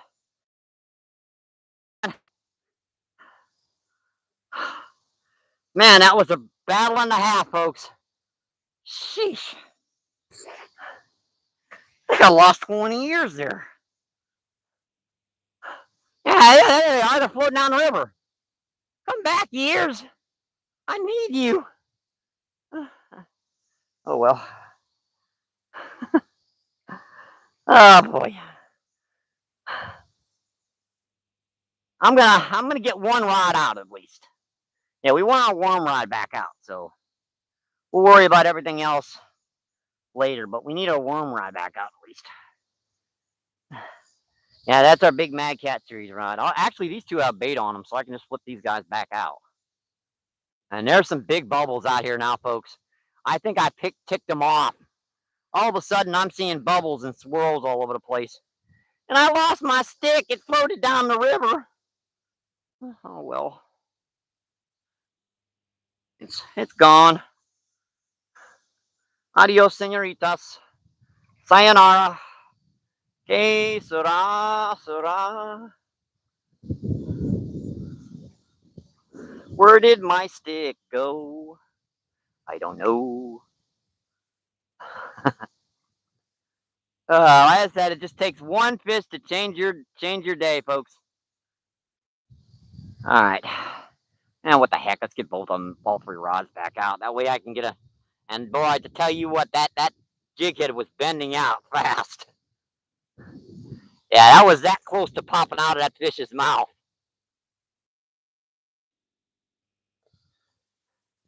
I told you I've been getting bites down there that far right spot on that jig head, but took me a plug minute to get one of those to hit hard enough to hook it. Well, we got it. And now I just got to remember where I casted it. Did casted where I put the rod. All right, let's see. Where was that? Anyways, no, that's a little too far out. And we got some sand in our reel. Dropped it in the water there for a minute. Yeah, I had to drop the reel in the water there for just a second. That's right. That is right. Right on top of the snags, pretty much. All right. Well, what were we doing? What planet are we on? Are we here? Are we here or are we not here? I don't know. We might be here. It's really possible. I'm not sure if we're here or not.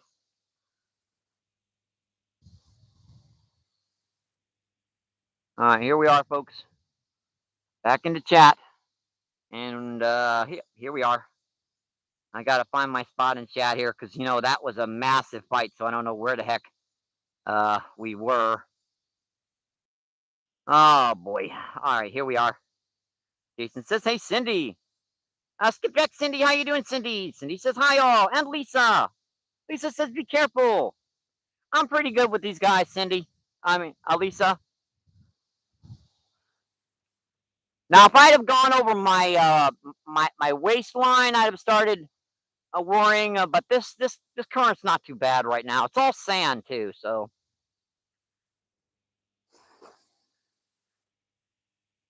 Let's see, 35 incredible people and then 63 thumbs up.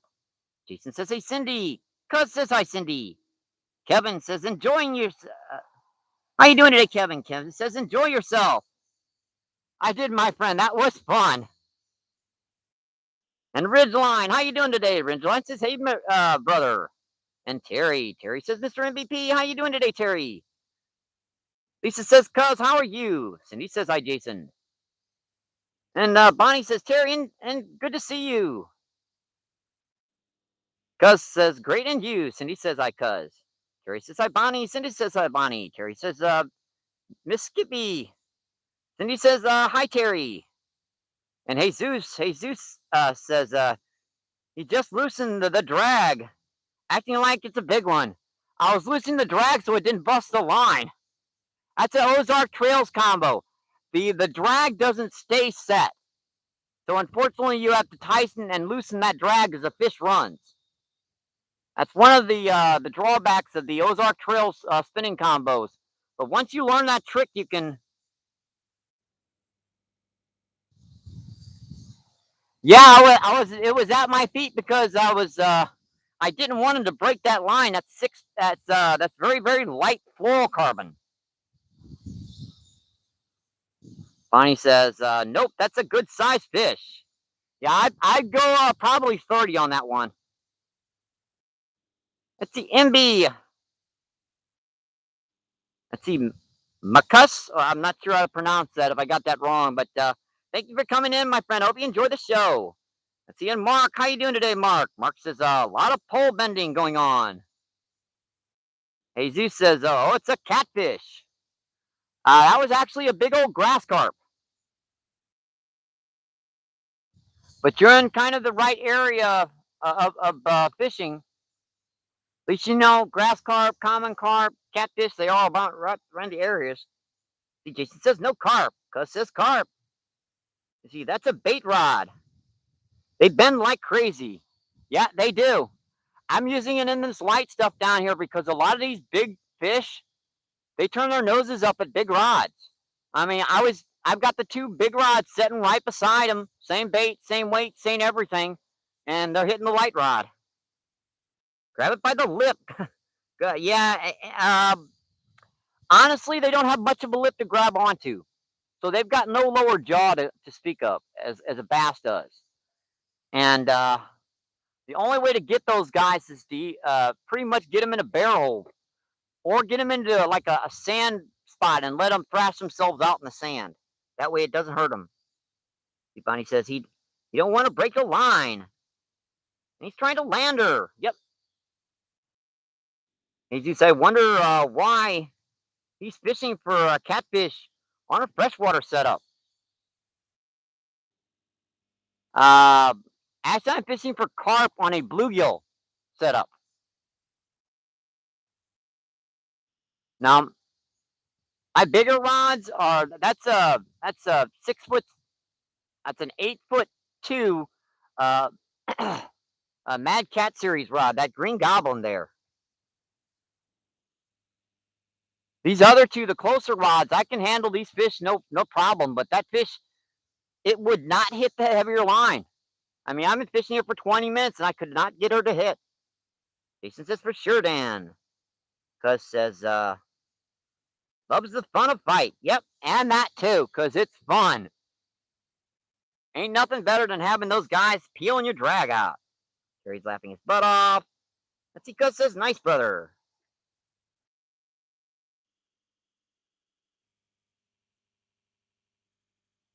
Let's see, Paul says, that's a huge grass carp. And Gail, thanks for coming back in or staying in. Whoa, what a fishy! I'm not sure if you were gone for a little bit, but so glad to see you back in chat, my friend. Mark says, good job, Mike. What a fight. And Art, how you doing today, Art? There you eat it. I have eaten grass carp down here. They're actually relatively good.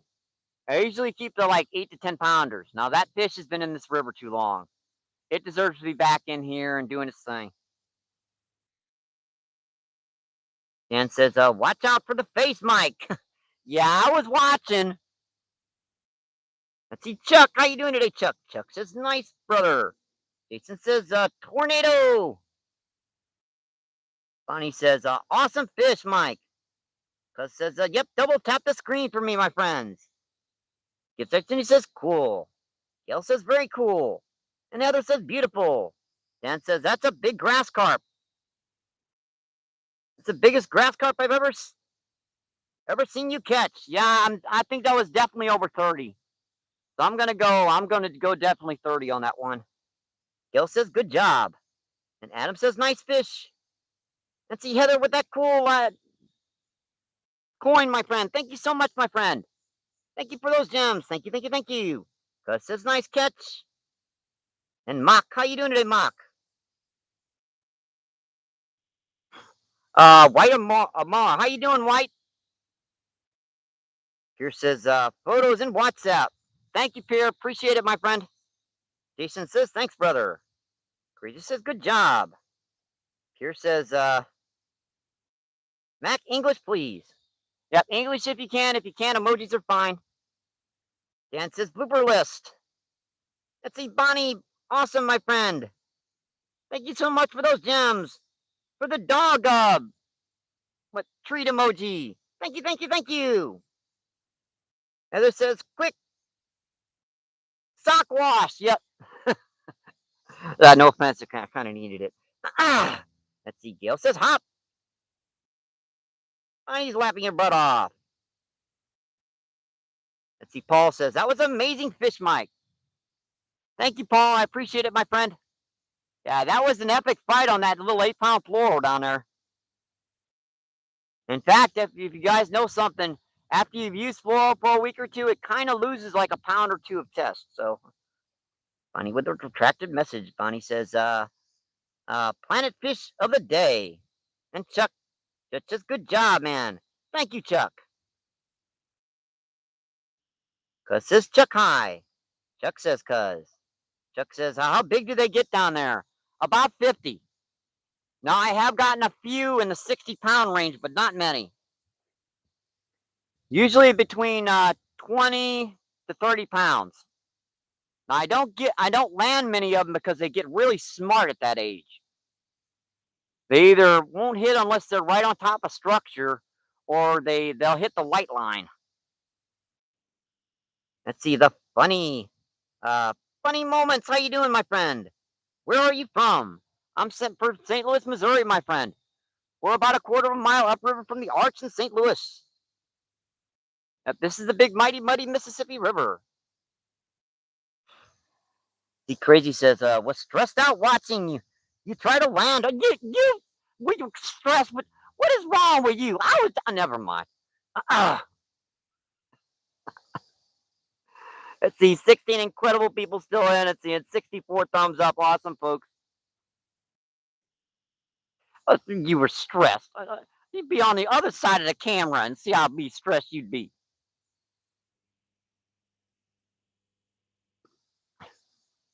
You guys know I'm smiling right now. Uh, like I said, I am getting paid for this, right? I'm just kidding, folks. See, Jason's laughing his butt off. Uh, don't get me started. Don't start, Michael. I almost made myself start to. Uh, that's because says, let's get another one. Good idea, buddy. Let me set my spot in chat here. I'm going to make sure all these rods are set properly. Yep. Let's do it again. That's probably what I've been missing on these other rods. And look at that. Just clean that worm off. Like I said, that's probably what I've been missing on these other rods, folks, has been these big grass carp. They're hitting these rods and pretty much hitting them and then letting them go. And they feel that weight.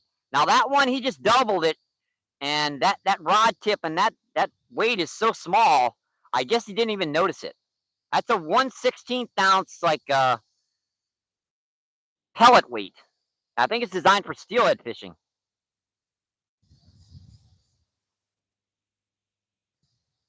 So that's a very, very small weight on that one. Now the hook is a little it's a good jig head, but man, it's small. It's not really designed for something 30 pounds. It's designed for something like a pound. It's designed for little like crappie fishing, honestly. Trying to get that rod tip down just a little bit more. It's up a little bit high. Ow, ant bite! Stop biting me! Oh, you little stinker! You got right on the inner side of my leg. That hurt.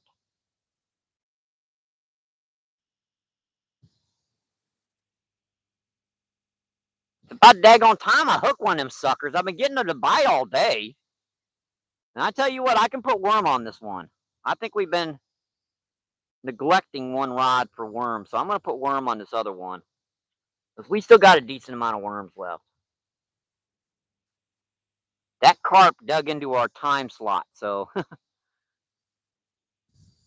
I can use a couple worms for once. And these guys aren't easy to dig down on the river. Now you can dig all those little green gumbos you want. I dug like 30 of them suckers. I didn't want to use them. They stank. Only thing you usually get on them are drum and occasionally a carp. And them fish like that. Really, that's what I usually do when I grab them too hard. They squirt green. Yuck. They're like mutant worms or something. All right, folks, let's get back into chat. Hope you guys are enjoying the show. And thank you so much for tuning in today. Oh, man, that was a fight, folks. If you want to see a fight, just spot back in the feed just a minute or two. Let's see, Bonnie says, "I'd be in the water, dragged alone." It's actually kind of No, it's okay right there. If I had gone on a couple more feet, I'd have been up to my waist. Let's see. Justin says, video sent in group chat, Mike. Thank you so much, Justin. I'm so sorry for the. That's a big bite on a big rod. I was popping it. Thank you, Justin. Come on, big guy, hit it. That's out there deeper, but plug knows why those fish won't hit that bait all the way. They pick it up and drop it. That's out in deep water too. Let's see what he did to it. Bit the very end of the worm off. Stinkers, man, they just keep doing that. All right, let's get serious with this. If I can't cast this with doing that with a quarter of an ounce of weight, I should be able to fly the sucker. It's just this reel is not. It's great for landing the fish, but not great for casting. I'm afraid. So I'll just freaking do it like that. Heck, no difference. Just hand line the line out a little bit before it gets out there, and it's a heck of a lot easier. It probably looks more weird on the camera, but what the heck? As long as it works. All right. Again, thank you, Justin, and again, sorry for the.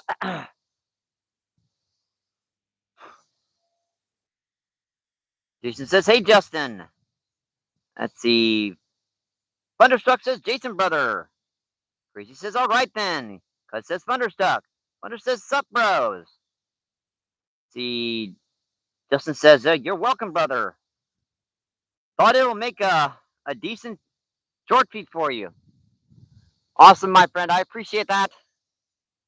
It definitely should make a good, at least one good short feed. Seeing Swamp. Swamp asks, what bait seems to work the best? Depends upon the species of fish and time of the year. I could go on this a long time. Right now, kind of corn and worm seems to be working good. Uh, Primarily, big night crawlers. The corn's working good as well because the water's starting to clear up. The fish can see that corn in that clear water. And as the water gets colder, the worm will actually stop working quite a bit because the scent, but the corn shows up really good. So the corn will actually start working better. And, stinkier baits too, like cut baits and chicken liver. Uh, it's just stuff that stinks.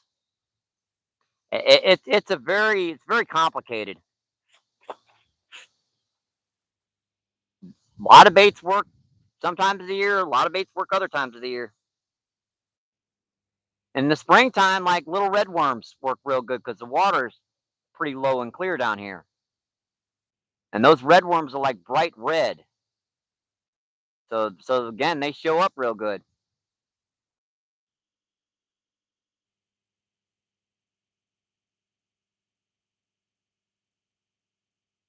I probably should make a book on exactly what baits and work from one time of the year to the next. I suppose if I had a skipjack, it'd be working just as good as nightcrawler right now, but catching a skipjack right now is a little tricky. It's just a little bit too high. A little bit. About 2 feet lower than this, and I start seeing them popping up. 4 feet lower, and they'd be everywhere. And here comes a train, folks. Trains are coming. Sorry, that was irritating even to me. I'm so sorry about that. Please forgive me. See, chicken livers works best for trout. They work for other things too. And those are you got more wild trout down by you, Justin, than I do. The stockers that they stock down here can't get them to hit corn at all. Trout at chicken liver at all. Now they hit corn a lot. I suppose it's just something to do with being in the river for a year or so. They start hitting more natural, more meat.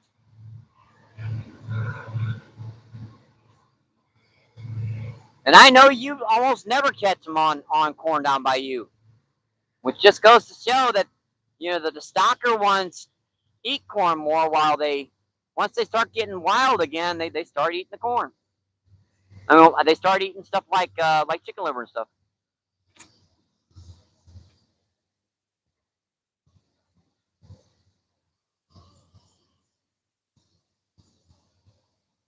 All right, 22 incredible people in and 68 thumbs up. Awesome, folks.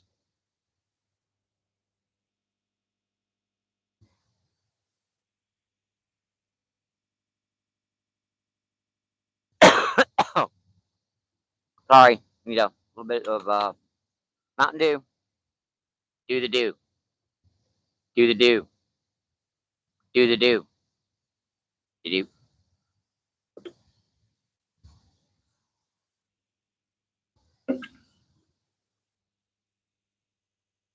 Yeah, I'm not sponsored, but Mountain Dew, if you're watching, call me. He Justin says I can't argue with that. Nope, other people catch them on corn, but I don't. Yeah, I catch them really good on corn. That corn works better than anything else. But I bet you if I came down by you, yeah, they wouldn't hit it unless I chummed it up. And you are allowed to chum in some areas too. Now in Missouri, any area with rainbow trout, you're not allowed to chum in. That's different between Arkansas and Missouri. You've got a few actually areas where the trout are reproducing on their own. The stockers here eat the heck out of liver also. I wonder if that might be because of what they're feeding them in the stock ponds. I wonder if they're throwing like some meat in there with their regular meals.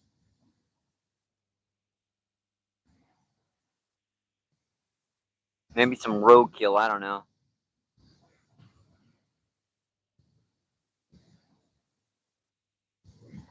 It's very possible that might be the reason why the guy stocking them might be throwing some meat in there with them.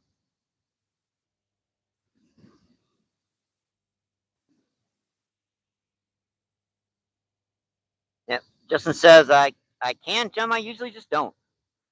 If someone wants to pin that up in chat, one big 130-pound grass carp, I'll pin that up for you. First person does it.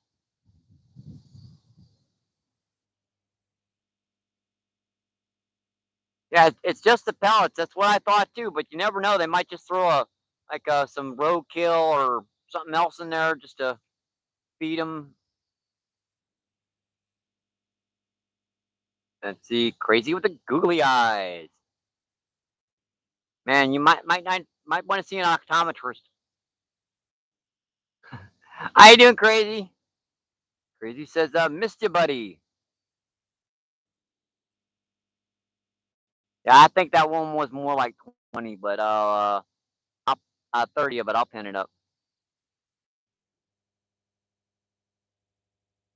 Yeah, I think that one was more like 30 because once I got that off the ground, I suddenly realized, yeah, she had a whole belly full. So, thank you, Justin. That's better.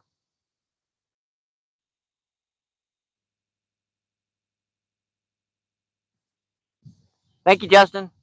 Nope, right on the big rod. Oh, got me snagged. Dang it. Yeah, that's the problem with going out there deeper.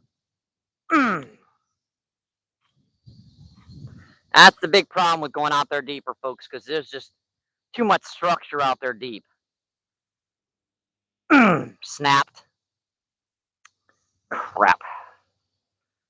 This one's going to take me forever to re-rig. Might as well get one rod back into the place where I was getting bites. And this one's got the same rig on it. It's just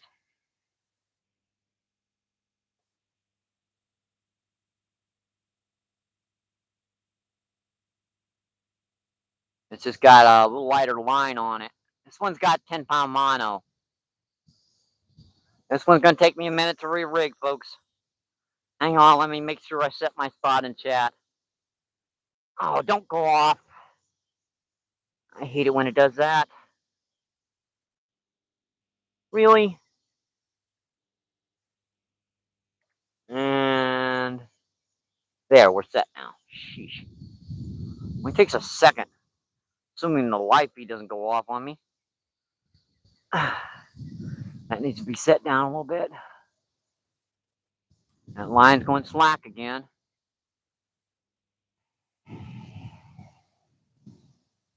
I was popping it hard out there deep. It's just...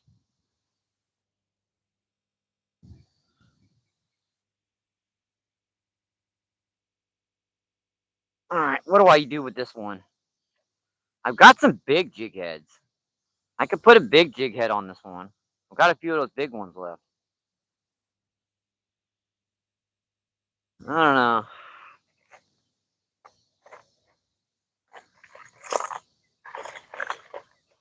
And I had plenty of hooks. I just bought some. And I forgot that when you keep them in those stupid bags that they sell them in, these things, they all fall out. Yep. So out of a bag of 20 hooks, I think I used like 5 of them before they disappeared into no man's land. No man's land meaning my box. The place where no bait returns from. No bait you need anyways. The stuff you don't need, it shows up every time. Like I'll be out bluegill fishing and then I'll find my catfish hooks. And I've tried organizing this stuff. I have. It's just I wind up stepping on a box and it goes everywhere. And never mind.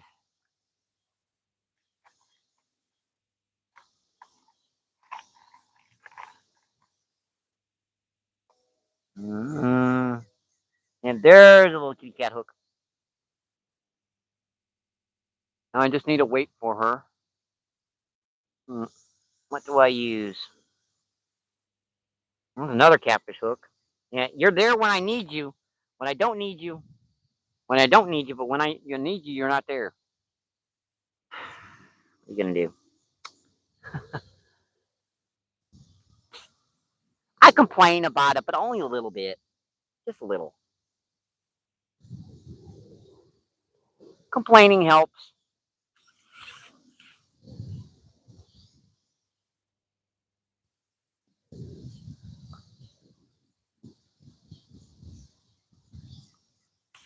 There's complaining and there's being. You know, yeah, but you know what I mean, folks.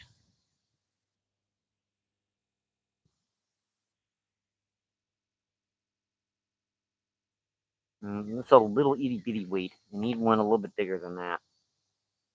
So let's put that up. I don't corn. Might have been. I saw that rod bounce. Ooh, yeah, I saw that rod bounce, folks.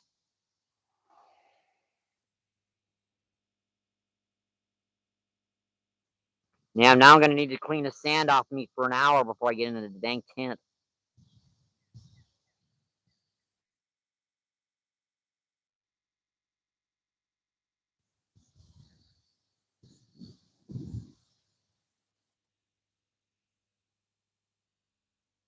It took me an hour to clean off.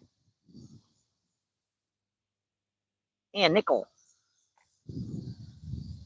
That's surprising. That nickel looks like it's been there for friggin' a decade. I'm gonna need a weight stop on this before I get her back out here. We got everything else rigged up back on this. Just I need one of my homemade weight stops. Yeah, the only thing I have trouble with these weight stops is fluorocarbon. And it's got to be like 8-pound test or less. Anything over 8-pound test works fine on too. And it works great on braid. I mean, this actually works better on braid than on a regular clip. That way, you don't need to use a swivel and a leader. You can just put that on there.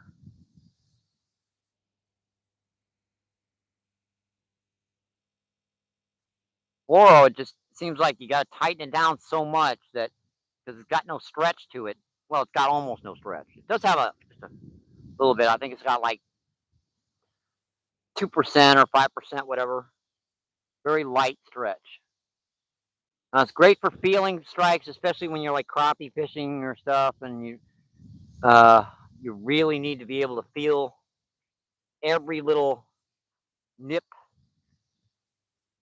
I think it's overused. Every type of bait has its ooh, bullet shell. Every type of line has its uses. Braid works great around like moss, algae, cuts through like lily pads, like butter. Great for frogging because you need that no stretch on her because and you're fishing in some super super bad stuff when you're frogging.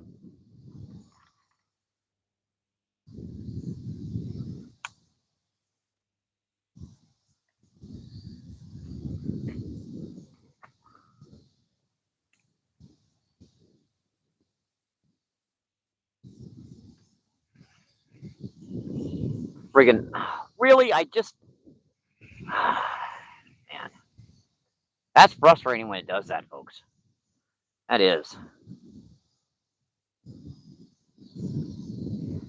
It just drifts just far enough to be able to get into that crap. And now I need to recast this one because this one's getting put back in the other spot.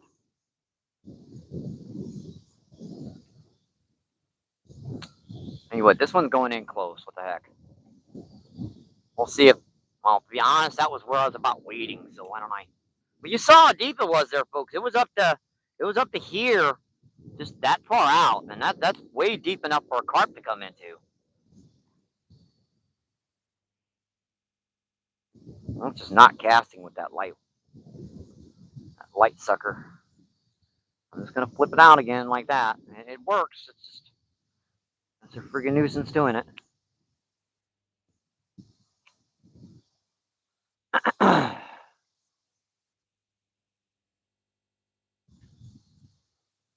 Hang on, folks. I'll be back with you in chat in just a minute.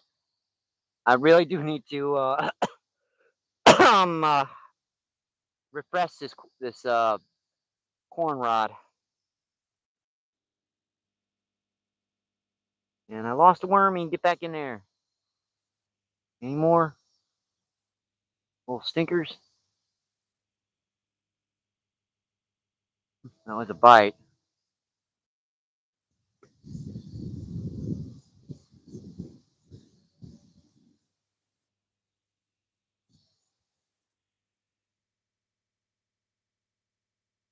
I know this is not a good idea to be doing this on my bucket, but I had a stick. Unfortunately, it got washed out to JB Jones's locker when I was fighting that grass carp. It's it's probably down the Gulf of Mexico by now. And don't tell me. Dang it. That's why I didn't get a bite on that. Look where that stuck. Way the heck out there. Oh, come on off the rock. Little stinker.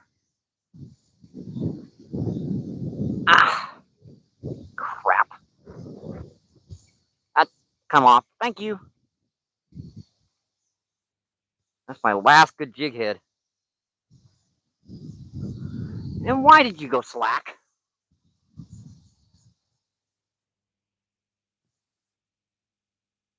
Why? You were straight out a second ago. You either go that way or that way, not back and turn back around. Never mind. Let's get to fishing. Standing the way this current works down here, it's like one of those enigmas that will never be solved. How's the current flow down there? I don't know. I've been trying to figure that one out for years.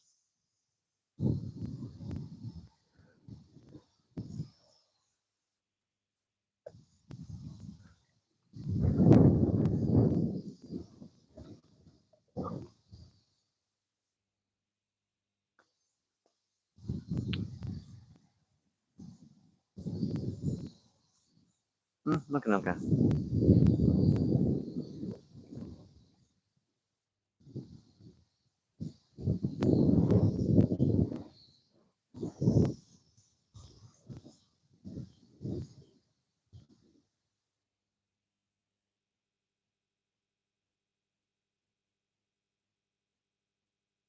All right, let's get back in chat, folks.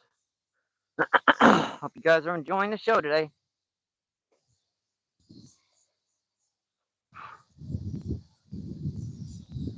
It's yeah, and it says let's go fish on. Let's see. You could have waited. It's. I've been doing that crazy today, but they just been peck, peck, peck, peck, and then they just stop, and then they come back, and the worm's gone.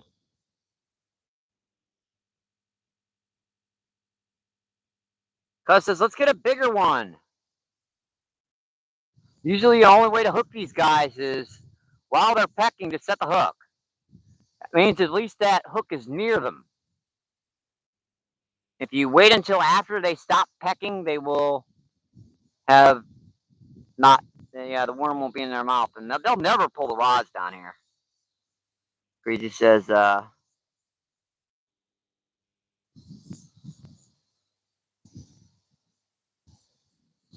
know he wants a petite fish, easy prey.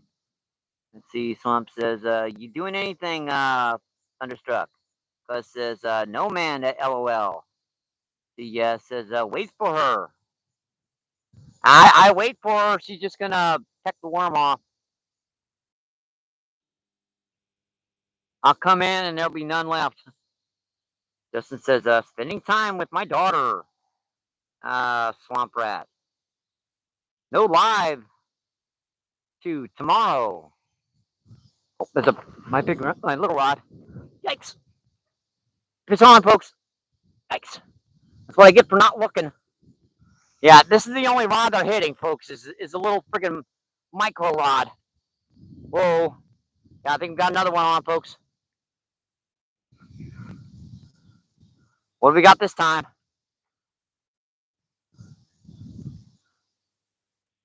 Another grass carp.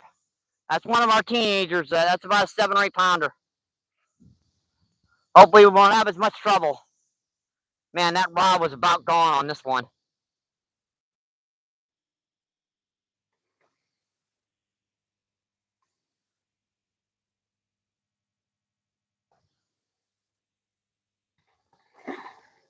Or maybe, yeah, sometimes these smaller ones can be real hard fighters. Sometimes they just kind of, we're going to find out here. Oh, there he goes. He realized he was hooked. Just ran right under my other rod. Come on, go out from underneath her. Go that direction for a minute. Nope, he wants to go this way. Go this way, buddy. I want to get you out from underneath my other rods. Ah! Yeah, you see I'm holding that ring. Ozark Trail spinning combos. They're drags. It's either 100% or nothing. So you got to kind of loosen that and hold her in the right place.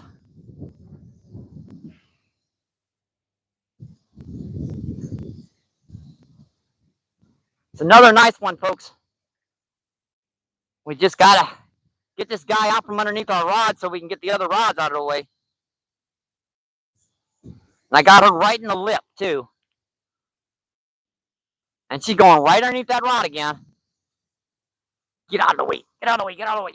That's one rod. Whoa! Yeah, there she goes.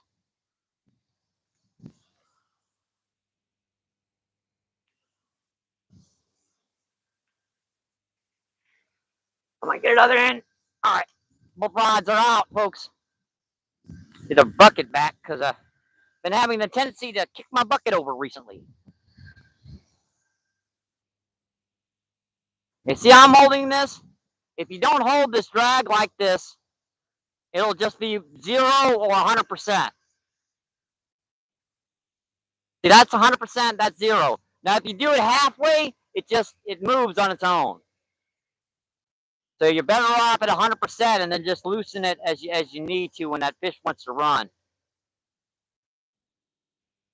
Just keep your finger on it like that. It works fine.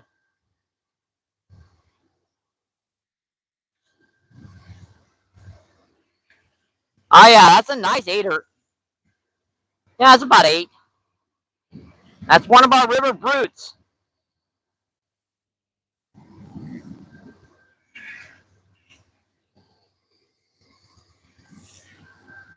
Hey, Bob pulled my stick out of the ground. That's gonna be another interesting short feed, folks. When I'm talking to you guys and you're seeing the rod going in the background, it's like, MBP, ain't you gonna get your rod? Maybe, maybe not. Man, these guys are fun, folks. They are. Oh, oh.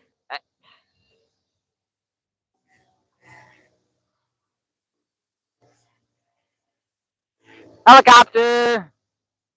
Helicopter.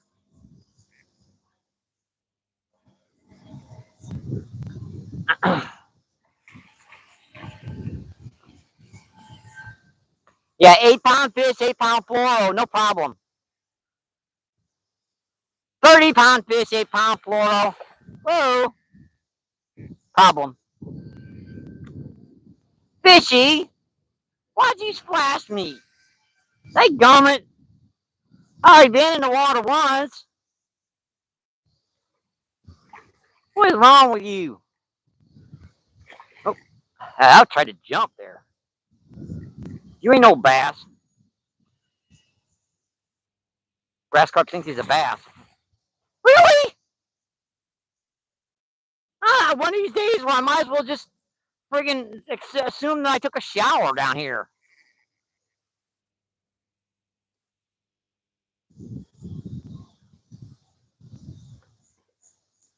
Come here, big girl.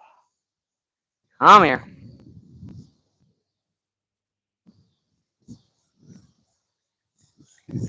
8-pound test, 8-pound fluoro, and 8-pound fish. You're still talking about something that can snap that line like friggin' nothing. So, gotta take your time getting these brutes in.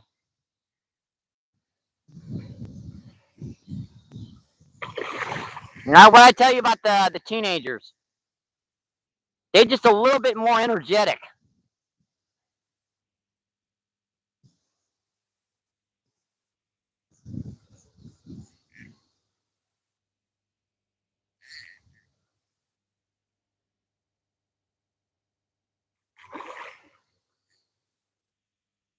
Come here. Whoa. Easy, girl. Come on. Let's get you in here. Show you off to YouTube. And then you can go home.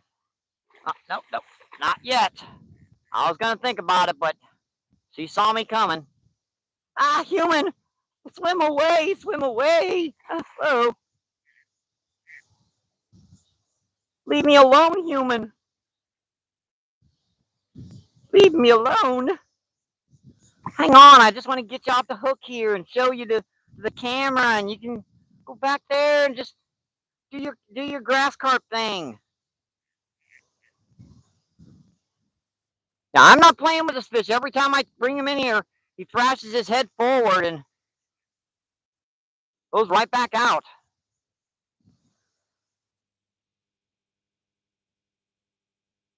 Ah, man, and run back up current. Sheesh. Ain't you ever going to quit, fishy? Come here. Nope, nope. Almost, almost. Come on. Keep her head up. Keep her head up. We almost had her. Yeah, I think we got her, folks. Ow, ow, dude. Ow, ow. Give it up. Give it up. Ow, ow, ow, ow. We got her, folks. We got her. Man. Oh, she's got me. Yeah, she might have she might have a second one. Got me this today. Oh, ow! There went my jaw again, and there she goes, getting all mucked up. Ah, boy, yeah, she's off the hook, folks. So now I'm gonna take a freaking minute to get her cleaned off for you guys. And I try my best to get them in and out of water quick, but unfortunately, these guys Especially these teenagers. They just do not like being on YouTube. Yeah, they love, showing off for YouTube, but they just don't like getting the close-ups. All right, yeah, there we go, folks. Yeah, that's about an 8-pounder. Hey, how you doing? Incredible fish, folks. Beautiful. Gotta love it. Kayak.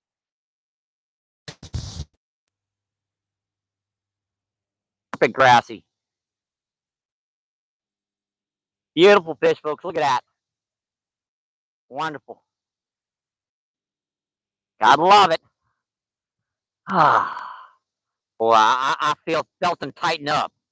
Now, I got my jaw dislocated about 2 weeks ago. I don't want it to happen again. Mean fishy. All right, let's get him in here. Oh, we were off camera angles, weren't we?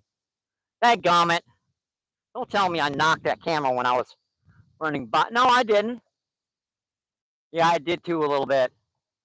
Didn't I? Dadgummit. I did. That camera should have been like that, but we didn't get off too much. So you guys saw that entire fight. So I'm not too worried about it, but I gotta show you guys this fish.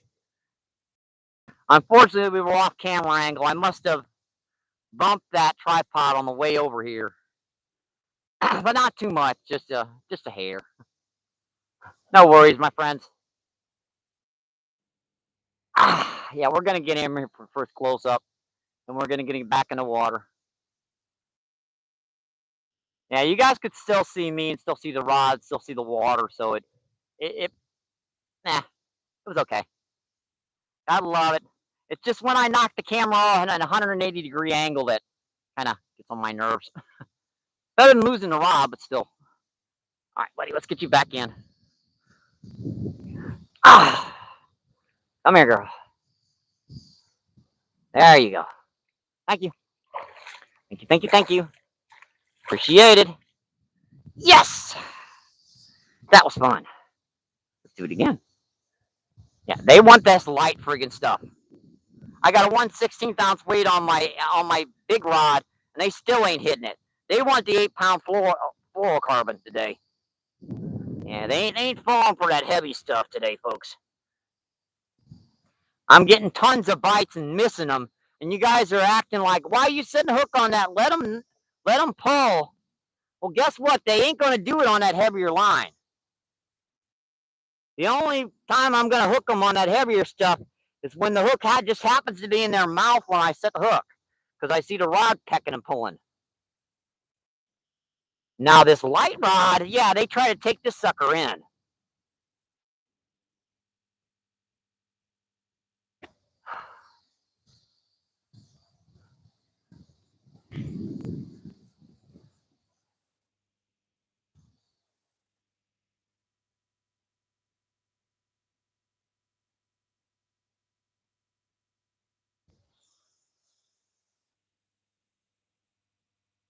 Well, no common carp or no drum today, but we're definitely getting some big fish.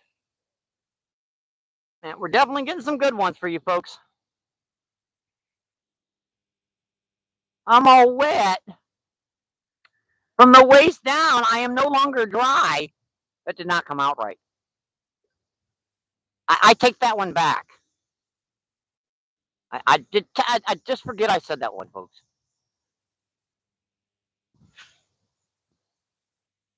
Oh, yeah.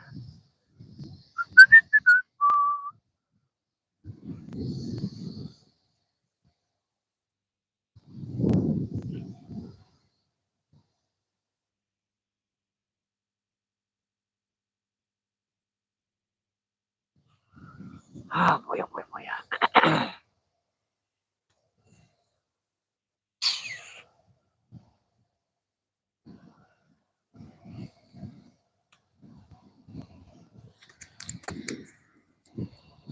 And just check and make sure my mic feed was on after he knocked me in the jaw once or twice. They've knocked my mic feed off a couple times too.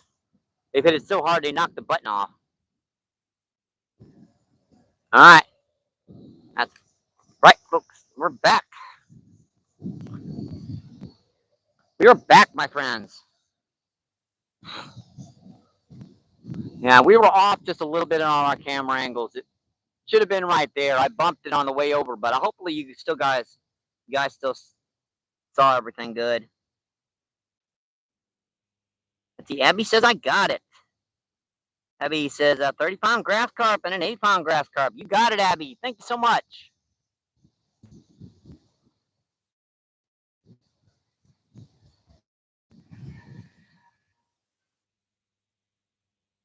Thank you, Abby.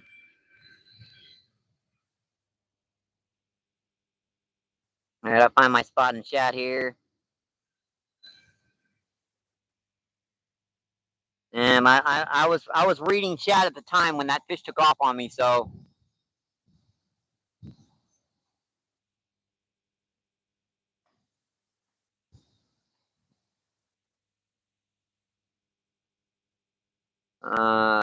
boy, where am I in chat here? Oh, miss you, bud. Here we go. Crazy says easy prey. Bump says, and Crazy says no man's land. And that says wait for her. I picked that up, and she was still pulling the rod. Yeah, they're hitting that like 1/16 ounce jig head up above everything else. I got a 1/4 ounce and an 1/8 of an ounce, and they ain't touching it. See, Justin says, spending time with my daughter. See, Crazy says, why are you calling your daughter a swamp? She was talking to someone else. Crazy says, yeah.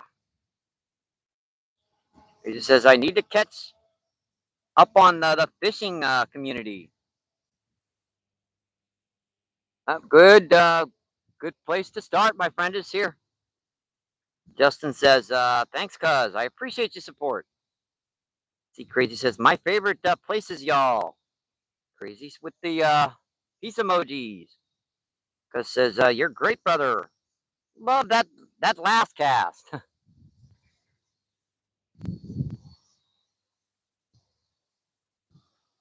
Let's see, Justin's laughing his butt off. Let's see, Ganis. How you doing today, Ganis? Ganis? Ganis says hi. Justin says, all right, gonna jump out for now. Kiddo wants a movie. Good luck, Mike. Have a great day, and all right, have a great rest of your evening, buddy. Have fun with your daughter, my friend. Let's see. Cuz says, hi, Ganis. Cuz says, later, Justin. Justin says, see you later. And Clippin, how you doing today, Clippin? Clippin says hi. Cuz says, fish on. Gail says, go shoes and socks again. Nah, that wasn't quite big enough. They got to be over 15 pounds for me to figure out I have to take my shoes and socks off. With the fishy emojis. And good old boy says, oh, yeah. Good old boy says, what kind of rod do you have? That is an Ozark Trails. Yep, I believe that's an $11 Ozark Trails. Now, it does have new 8-pound fluorocarbon on it, but it's a pretty small rod and reel combo. It's designed for bluegill and crappie. So it says dirt bath. Abby says, hey. Abby says, good luck, job. Abby says, how many fish? Gail says, very nice. Abby says, I'm excited to count fish. Abby says, so cute. Gail with the fishy emojis. Cuz says 130-pound. I'm sorry, I missed it, but you hopefully you'll get the next one, cuz. Cuz says Abby. Abby says, I got it. Abby says, good luck. Bonnie says, carp growing out free baths today. Yep, giving out free baths, not baths and showers. They just don't give out soap.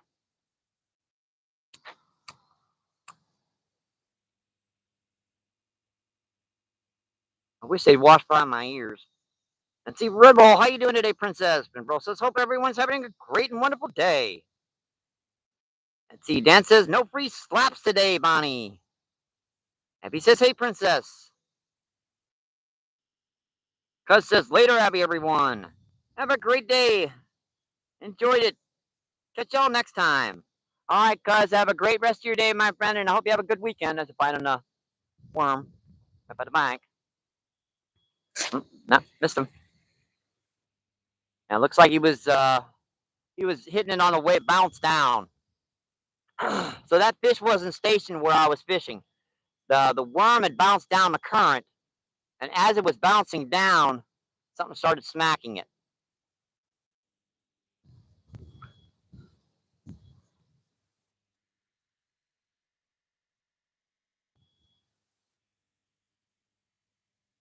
Hey, when they'll hit some corn every once in a while, you can see that worms, worm work a lot longer down here for the amount of worms.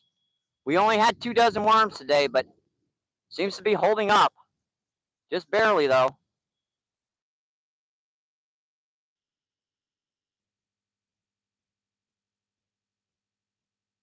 Yep, now the current's ripping that direction, and in just a second, she's going to be ripping the other direction. And you wonder why you get snagged on any rock down here. Pecking on it again. Just one peck, peck. This is all they do. I mean, I could sit here for till doomsday, and they'll just keep pecking on it.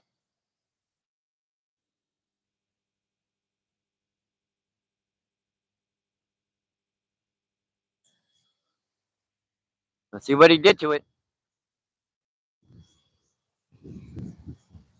So you got most of that worm off with that one little peck. Crazy. How can they get that much worm off with 2 little peck bites? Like peck, peck, and most of the worm is gone. It's amazing they can do that, folks.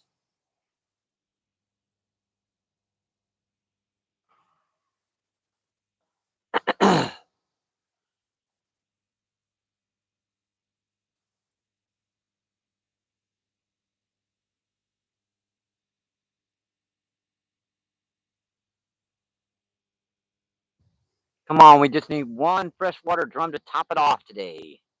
I'd love to see a freshwater drum. Haven't seen one today. Can we get one, folks? Hoping. Got 2 big grassies, but those grassies can spook the heck out of everything down here, and this line is slack. I don't know why that line is slack like that, but it is. Almost dropped that uh, tablet in the water. That was dumb, Michael. Freaking got the back of it wet.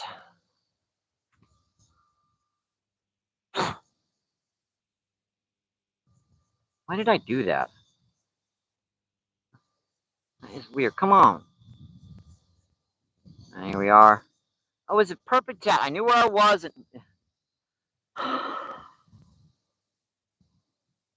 Just. All right. Justin says, see you later, cuz. Clifton says hi. Because says fish on. Good old boy. Good old boy. Let's see what kind of rod. Let's see. Trains arrive on time. Let's see. Bonnie says dirt bath. Abby says good job. Abby says how many fish? Very welcome.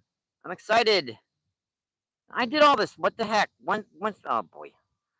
Abby says thank you so much. Sorry about that. I dropped the tripod too close to. I dropped the tablet too close to the. Another bite. I dropped the tablet too close to the friggin' water, and it kicked my spot off in chat again.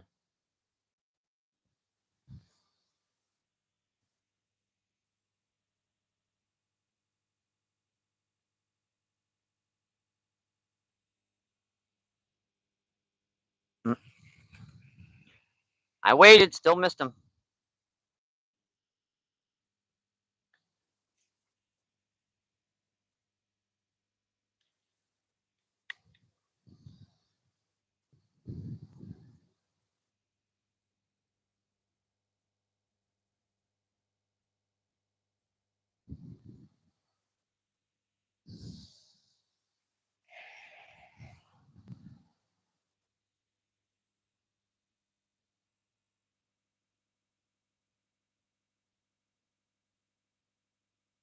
That was straight out quite a distance, so I was just trying out a little further, and it did get a pretty good bite. So I'm gonna go right back.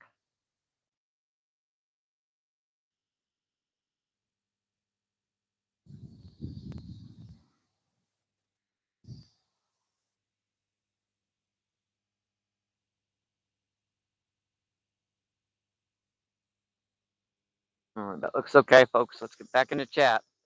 Hopefully, I haven't kicked the tripod. Tablet hasn't kicked it off again. Let's see. Colbert, how you doing today, Colbert? Colbert asked, any luck? I got skunked on my kayak this morning. That's so sorry to hear that, my friend. We've caught two big grass carp so far. One 30 pounds and one about 8 pounds. See, Rumple. How you doing today, Rumple? Let's see. Rumple says hello, MVP. Let me make sure to get you two wrenches. And we knocked our camera off, so another bite on that one. Yeah, what is wrong with this one? It just keeps. You'll peck on it lightly and let it go, and then peck on it lightly, and then the worm will be gone.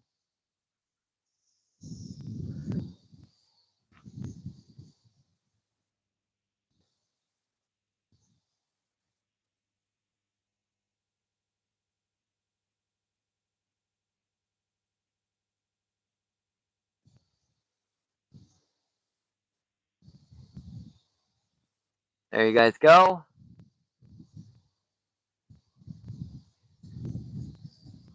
Just a couple more wrenches. I'm still hitting it too. Peck, peck, peck, peck.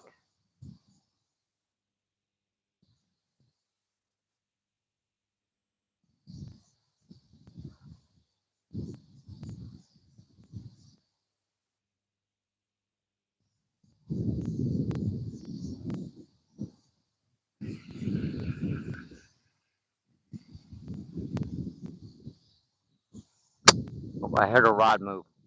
Which rod was it?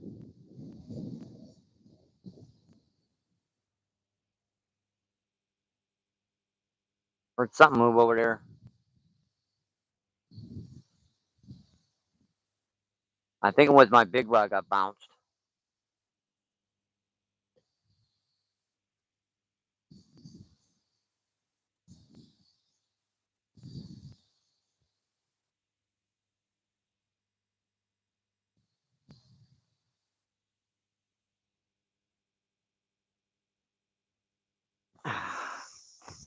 Sand all over those first two fish. Man, they gave me a sand bath and a half. Let's see. Hopefully, you guys. Let's see. Rumple says, "Hello, MVP." And Colbert asks, "Weather seems much pleasant today." Rumple asks. Let's see. And Maria, how you doing today, Maria? Maria says hi. And Colbert says, "Nice one. I'm good, and thank you." Very welcome, my friend. Let's see. Fishing one 748. How you doing, 748? 748 says, I catch way more fish than anyone here. Good to hear, my friend. Hope you're enjoying yourself. Always good to have fun out fishing. Pop, pop, pop, pop, pop, pop, pop. Right off the stick. Right off my bucket.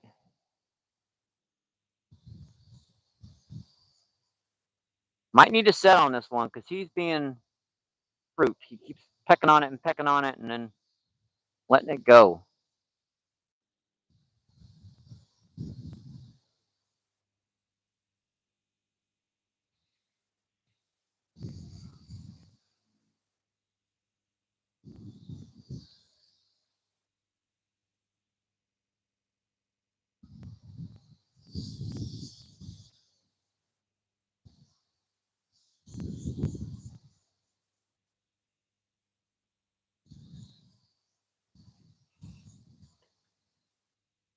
That might have been a little too far out.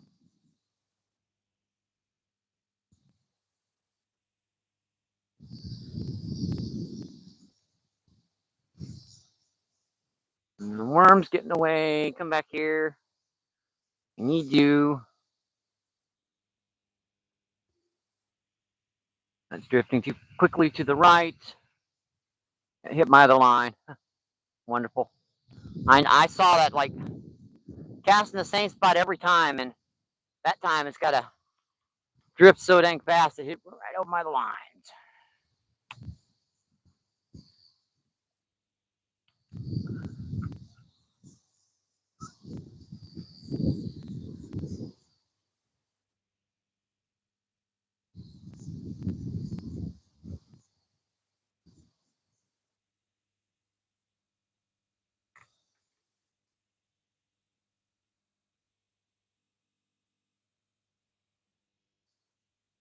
All right, rods are back out. Let's see what's going on in chat.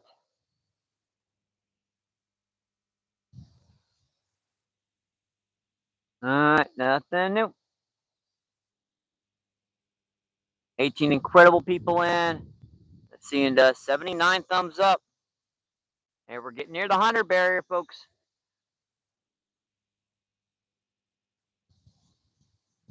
You guys are enjoying the show today.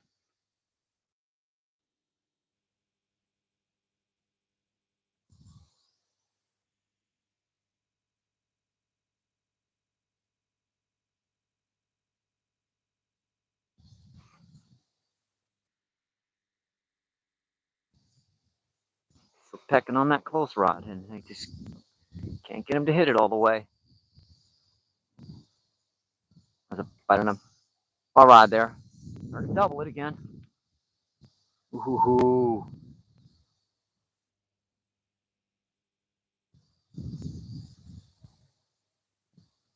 That one started to double it. That's the corn rod, so that's the ones we've been getting those big ones on today.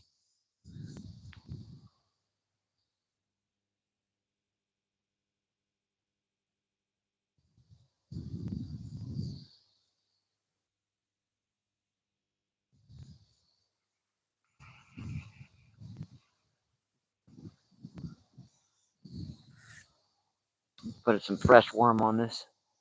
Might put her closer to the bottom too, because I don't seem to be doing great far off the bottom right now.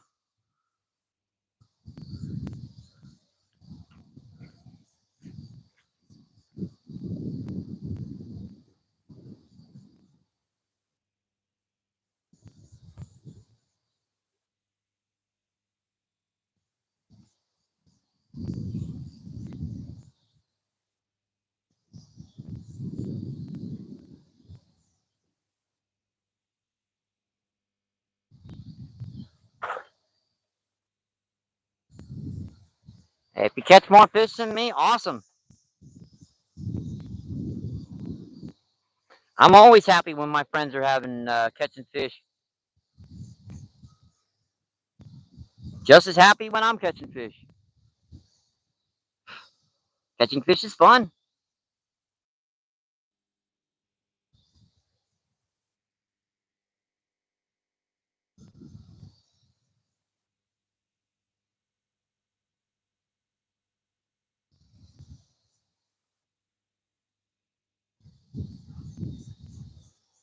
I wouldn't worry about it too much, Green River, but thank you.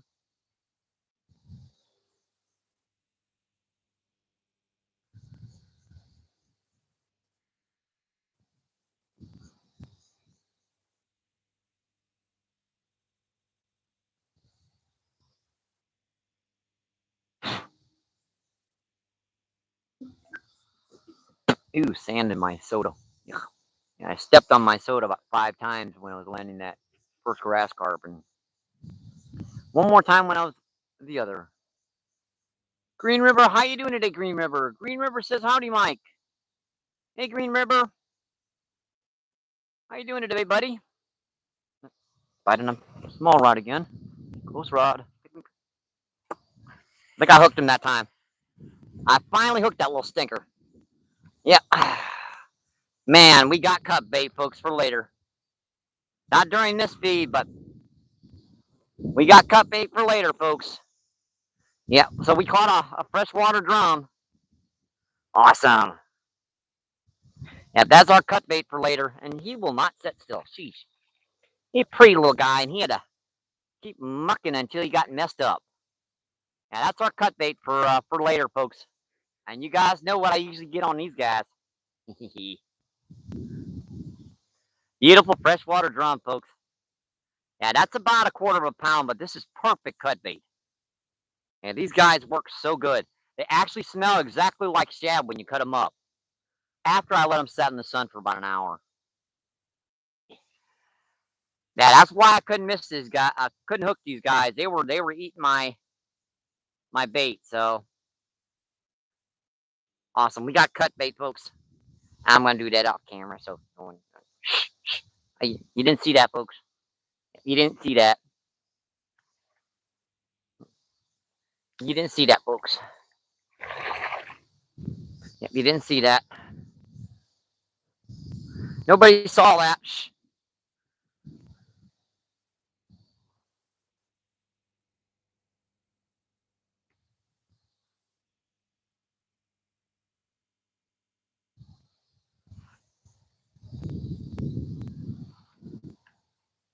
Yeah, last drum we got, I got 3 blue cat on her. The biggest was well over 10 pounds. Now the water just went up another inch again, right up to the edge of the tripod.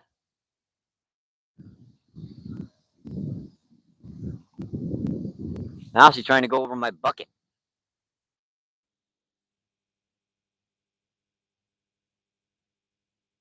Hey, so two big grass carp and a freshwater drum. Not bad, my friends.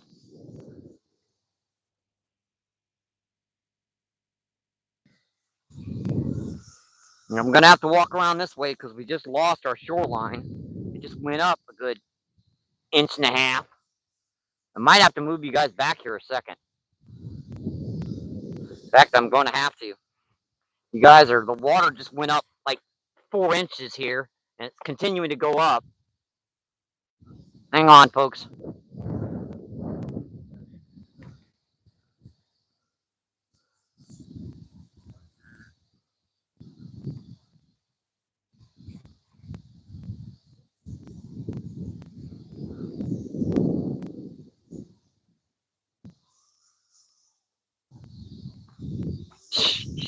I hate it when it does that. All of a sudden, it'll just go up an inch and a half, 2 inches. At least I noticed. Don't laugh.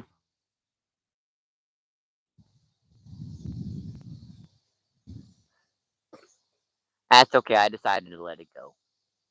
Don't tell no one. Yeah, I let it go. I'm not sure what language that is, but whoever that is, hello. How you doing, my friend? Uh, I'm not sure your name, but whoever that is says nice to meet you. Nice to meet you too, my friend.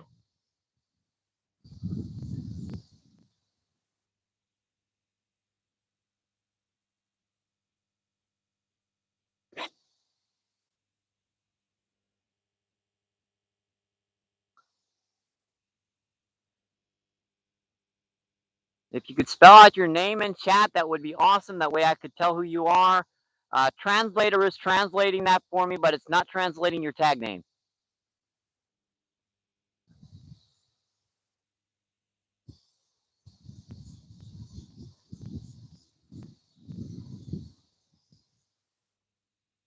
Oh, nice to meet you.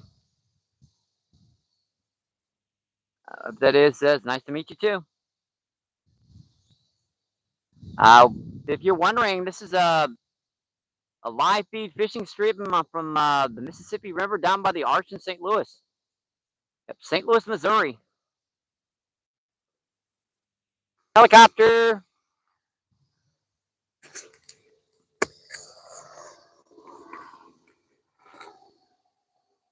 Oh, right on the close rod. Sucker.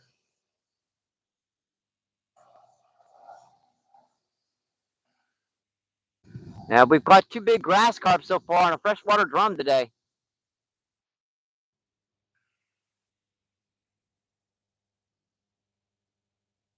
Not bad. Mind you, we didn't get as many big fish as we usually do, but we got one that was really, really big. That one grass carp was well over 30 pounds. Usually we get a lot of 7, 8, and 10-pound blue cat down here, but haven't gotten any of those blues today, just some big old grassies. They're still fun. Man, those guys fight on this light gear.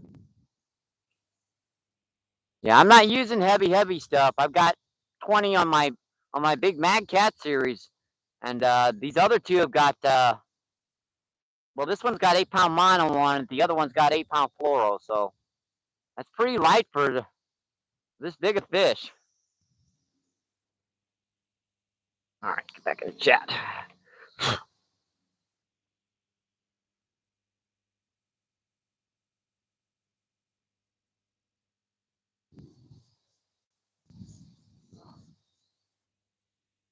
Well, whatever the case, pay me. Hi, Martin. Thanks for tuning in. Don't forget to drop a like and hope you enjoy the show. And thank you. Remember says strike one, Martin. Bill says Martin silly. Dan says meat yummy yummy. And Get Fit, how you doing today, Get Fit? Get Fit says what are you using to hold up the poles? Oh, just sticks. Yeah, my closest rod's got a bait bucket there, but I had a stick there. Unfortunately, our first fish, knocked it out to Davy Jones's locker. Yeah, it knocked it right off the bank, and it went, it went that way.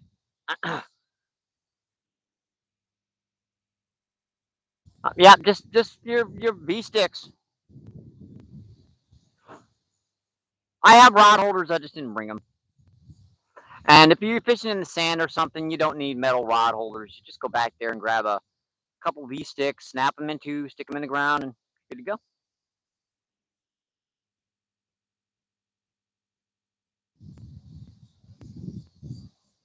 It may look a little interesting, but boy, I tell you what, these actually work better than some of your rod holders because these sticks have got like little pieces of bark and stuff that stick off of them. So even when if a fish gets that rod to that tip of that sucker, the line's going to stick on it a lot of times. It says excellent. I'll use that tomorrow. Thank you. You're very welcome, my friend. 13 incredible people in and 83 thumbs up.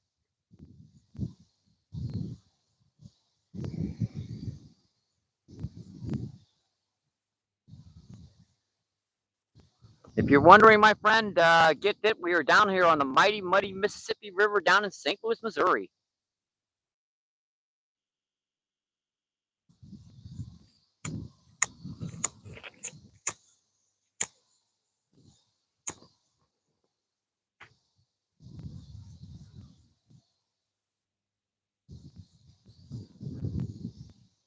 Yep, we're down here by the Arts in St. Louis.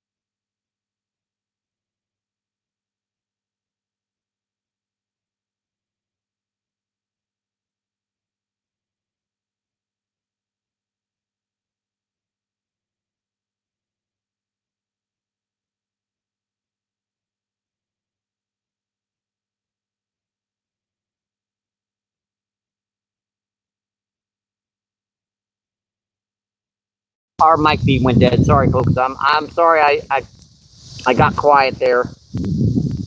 Yeah, these mic feeds only last about 3 hours, so we just hit the 3 hour mark now. Sorry about that. Get fit.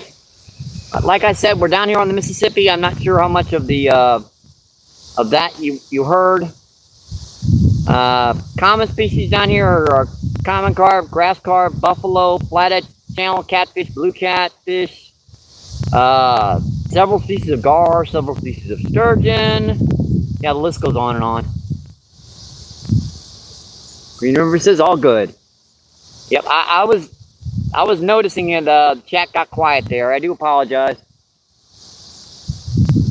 It happens, folks. I mean, as long as you notice it within a couple of minutes, you're good. Even when I'm on a live stream and I notice the mic feed goes dead, I'm like, is he gonna notice? Oh yeah, he noticed it. Never mind.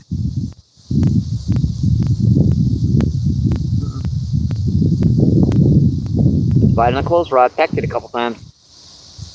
Yeah, I had a better camera angle, but the river just went up friggin' 2 inches out of nowhere. And he's still pecking on it too.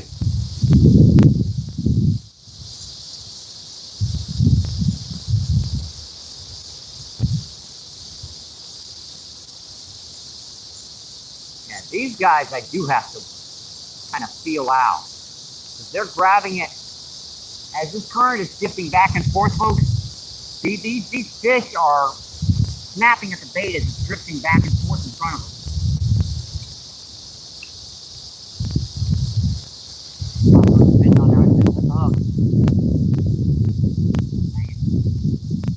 Holding on to the end of the worm. Of course, if I'd have set the hook, I'd have probably just had the worm pulled off on me. Now, I know we usually only go 3 hours, but let's go until our worms run out at least. Which isn't going to be too much longer. I don't think I have any left. It only does 40, so it's getting later in the year, folks, and I'm not able to dig them in the backyard and stuff anymore. So I gotta dig in those down in the river. Alright, they actually might be. No, we got one more left. We got 2 hour stream. I think I did pretty good with for a 3 hour stream. I think I did pretty good for up there. Give me a break. I'm 58. I'm going to be 59 in friggin' August 31st. I can count incorrectly on occasion. 1, 7, 9, 36.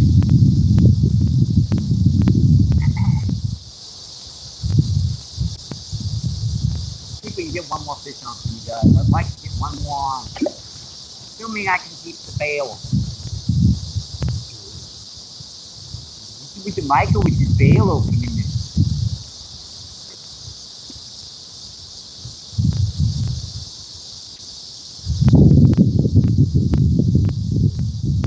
Putting this little spoil back in here so it's waiting now. Hoping to get one more on for you guys. Got at least one more cast in us. Yeah, we've got one more cast in me, folks. We're out of bait, and this is our last worm, so let's see if we can get one more on here for you guys.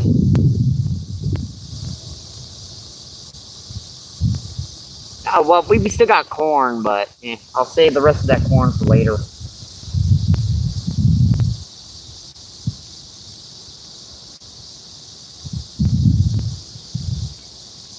Let's see.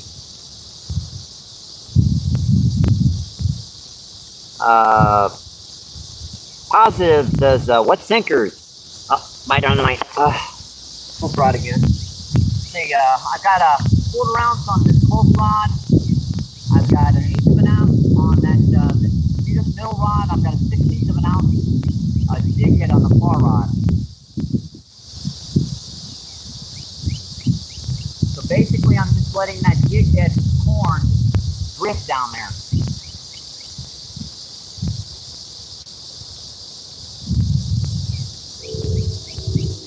This one I've got a little bit heavier weight on her because I want her to kind of stay stationary out there in one spot. Out there a little deeper. Just come to it. Once it's shallow in there, they're kind of, well, they're kind of traveling, so I want that bait to pass by them. Flash by them and hopefully get them to hit. 8-pound monofilament, 20-pound mono, and 8-pound radar.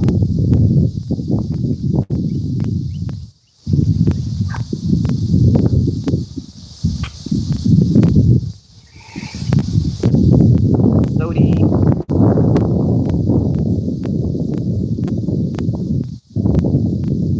I feel, wait. Need a Carolina rig. Oh yeah, I've got Carolina rigs on them. Yeah, those are Carolina rigs. Yeah, the one's got a bullet weight on it. The other, the far rod, the one that's been getting the bites, that's just a jig head, a 1/16 ounce jig head. That's been getting the big fish.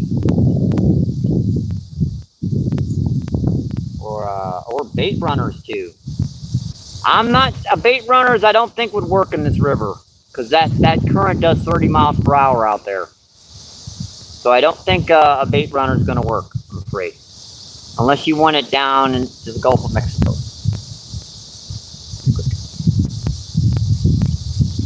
Let's see, Robert, how you doing today, Robert? Robert says, sup, MBP. I will be on the kayak tonight. We got the warning to put a carp in the boat. Oh, got me a warning to put a carp in the boat. Okay, I got you. Good luck, my friend. Catch a monster.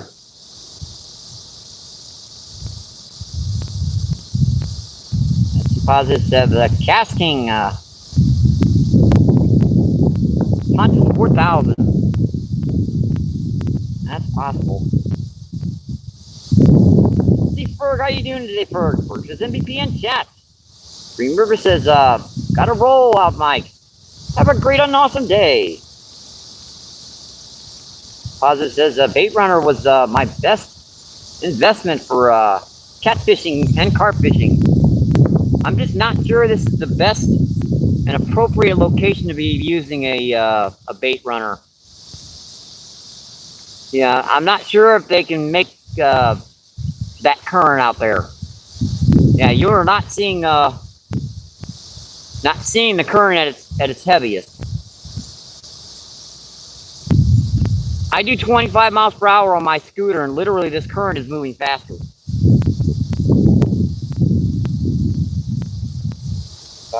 I use those egg sinkers with the barrel swivel. Two sizes and one snell.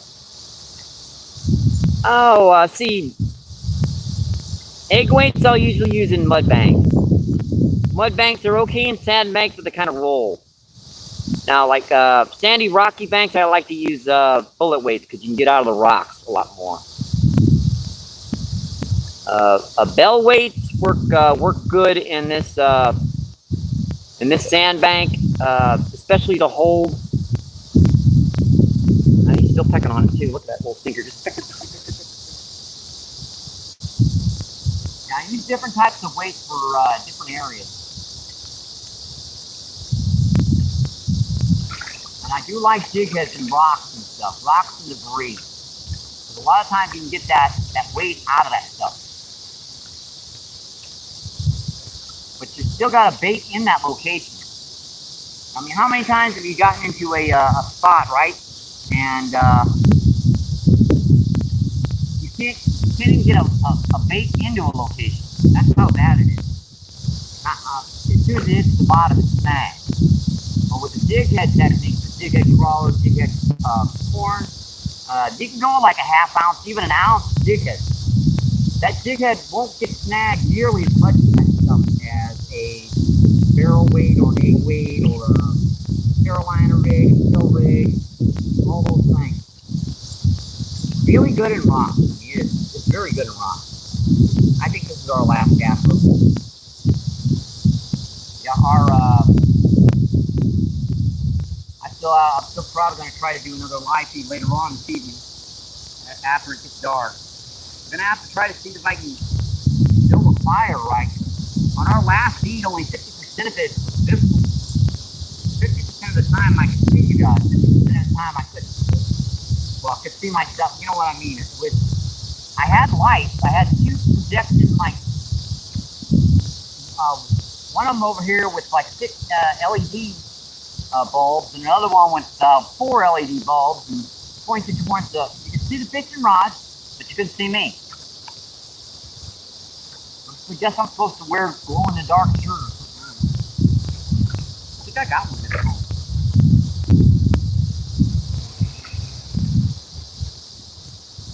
See if I can got it.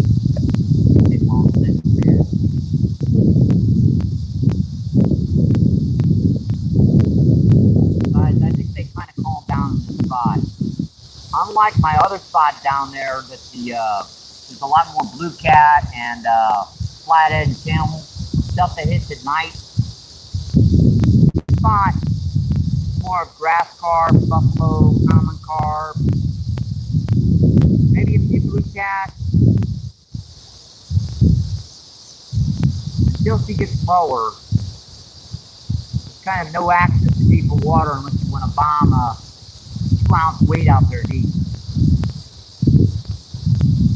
I can see using one of those bait runners in a few of my my larger lakes, and a few of my slower moving rivers.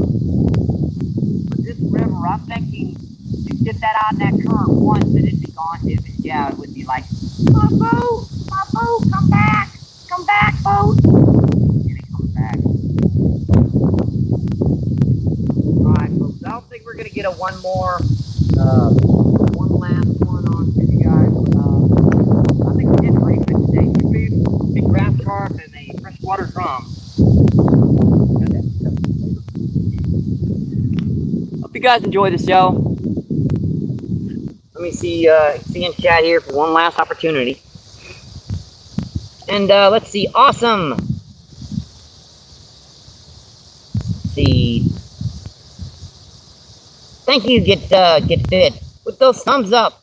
Sent me the thumbs up and the W. Awesome for those gems. Thank you.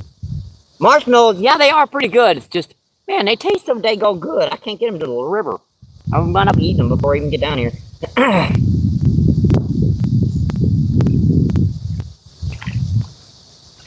Let's see, positive says, yep, caused on based on current. Let's see, it says you're welcome. I'll have to check it out. But 19 incredible people still in. Let's see, an 86 thumbs up.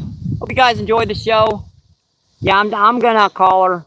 We've been in 3 hours and 20 minutes. We caught some pretty nice fish today. A lot of those 2 big grass carp. Those were fun.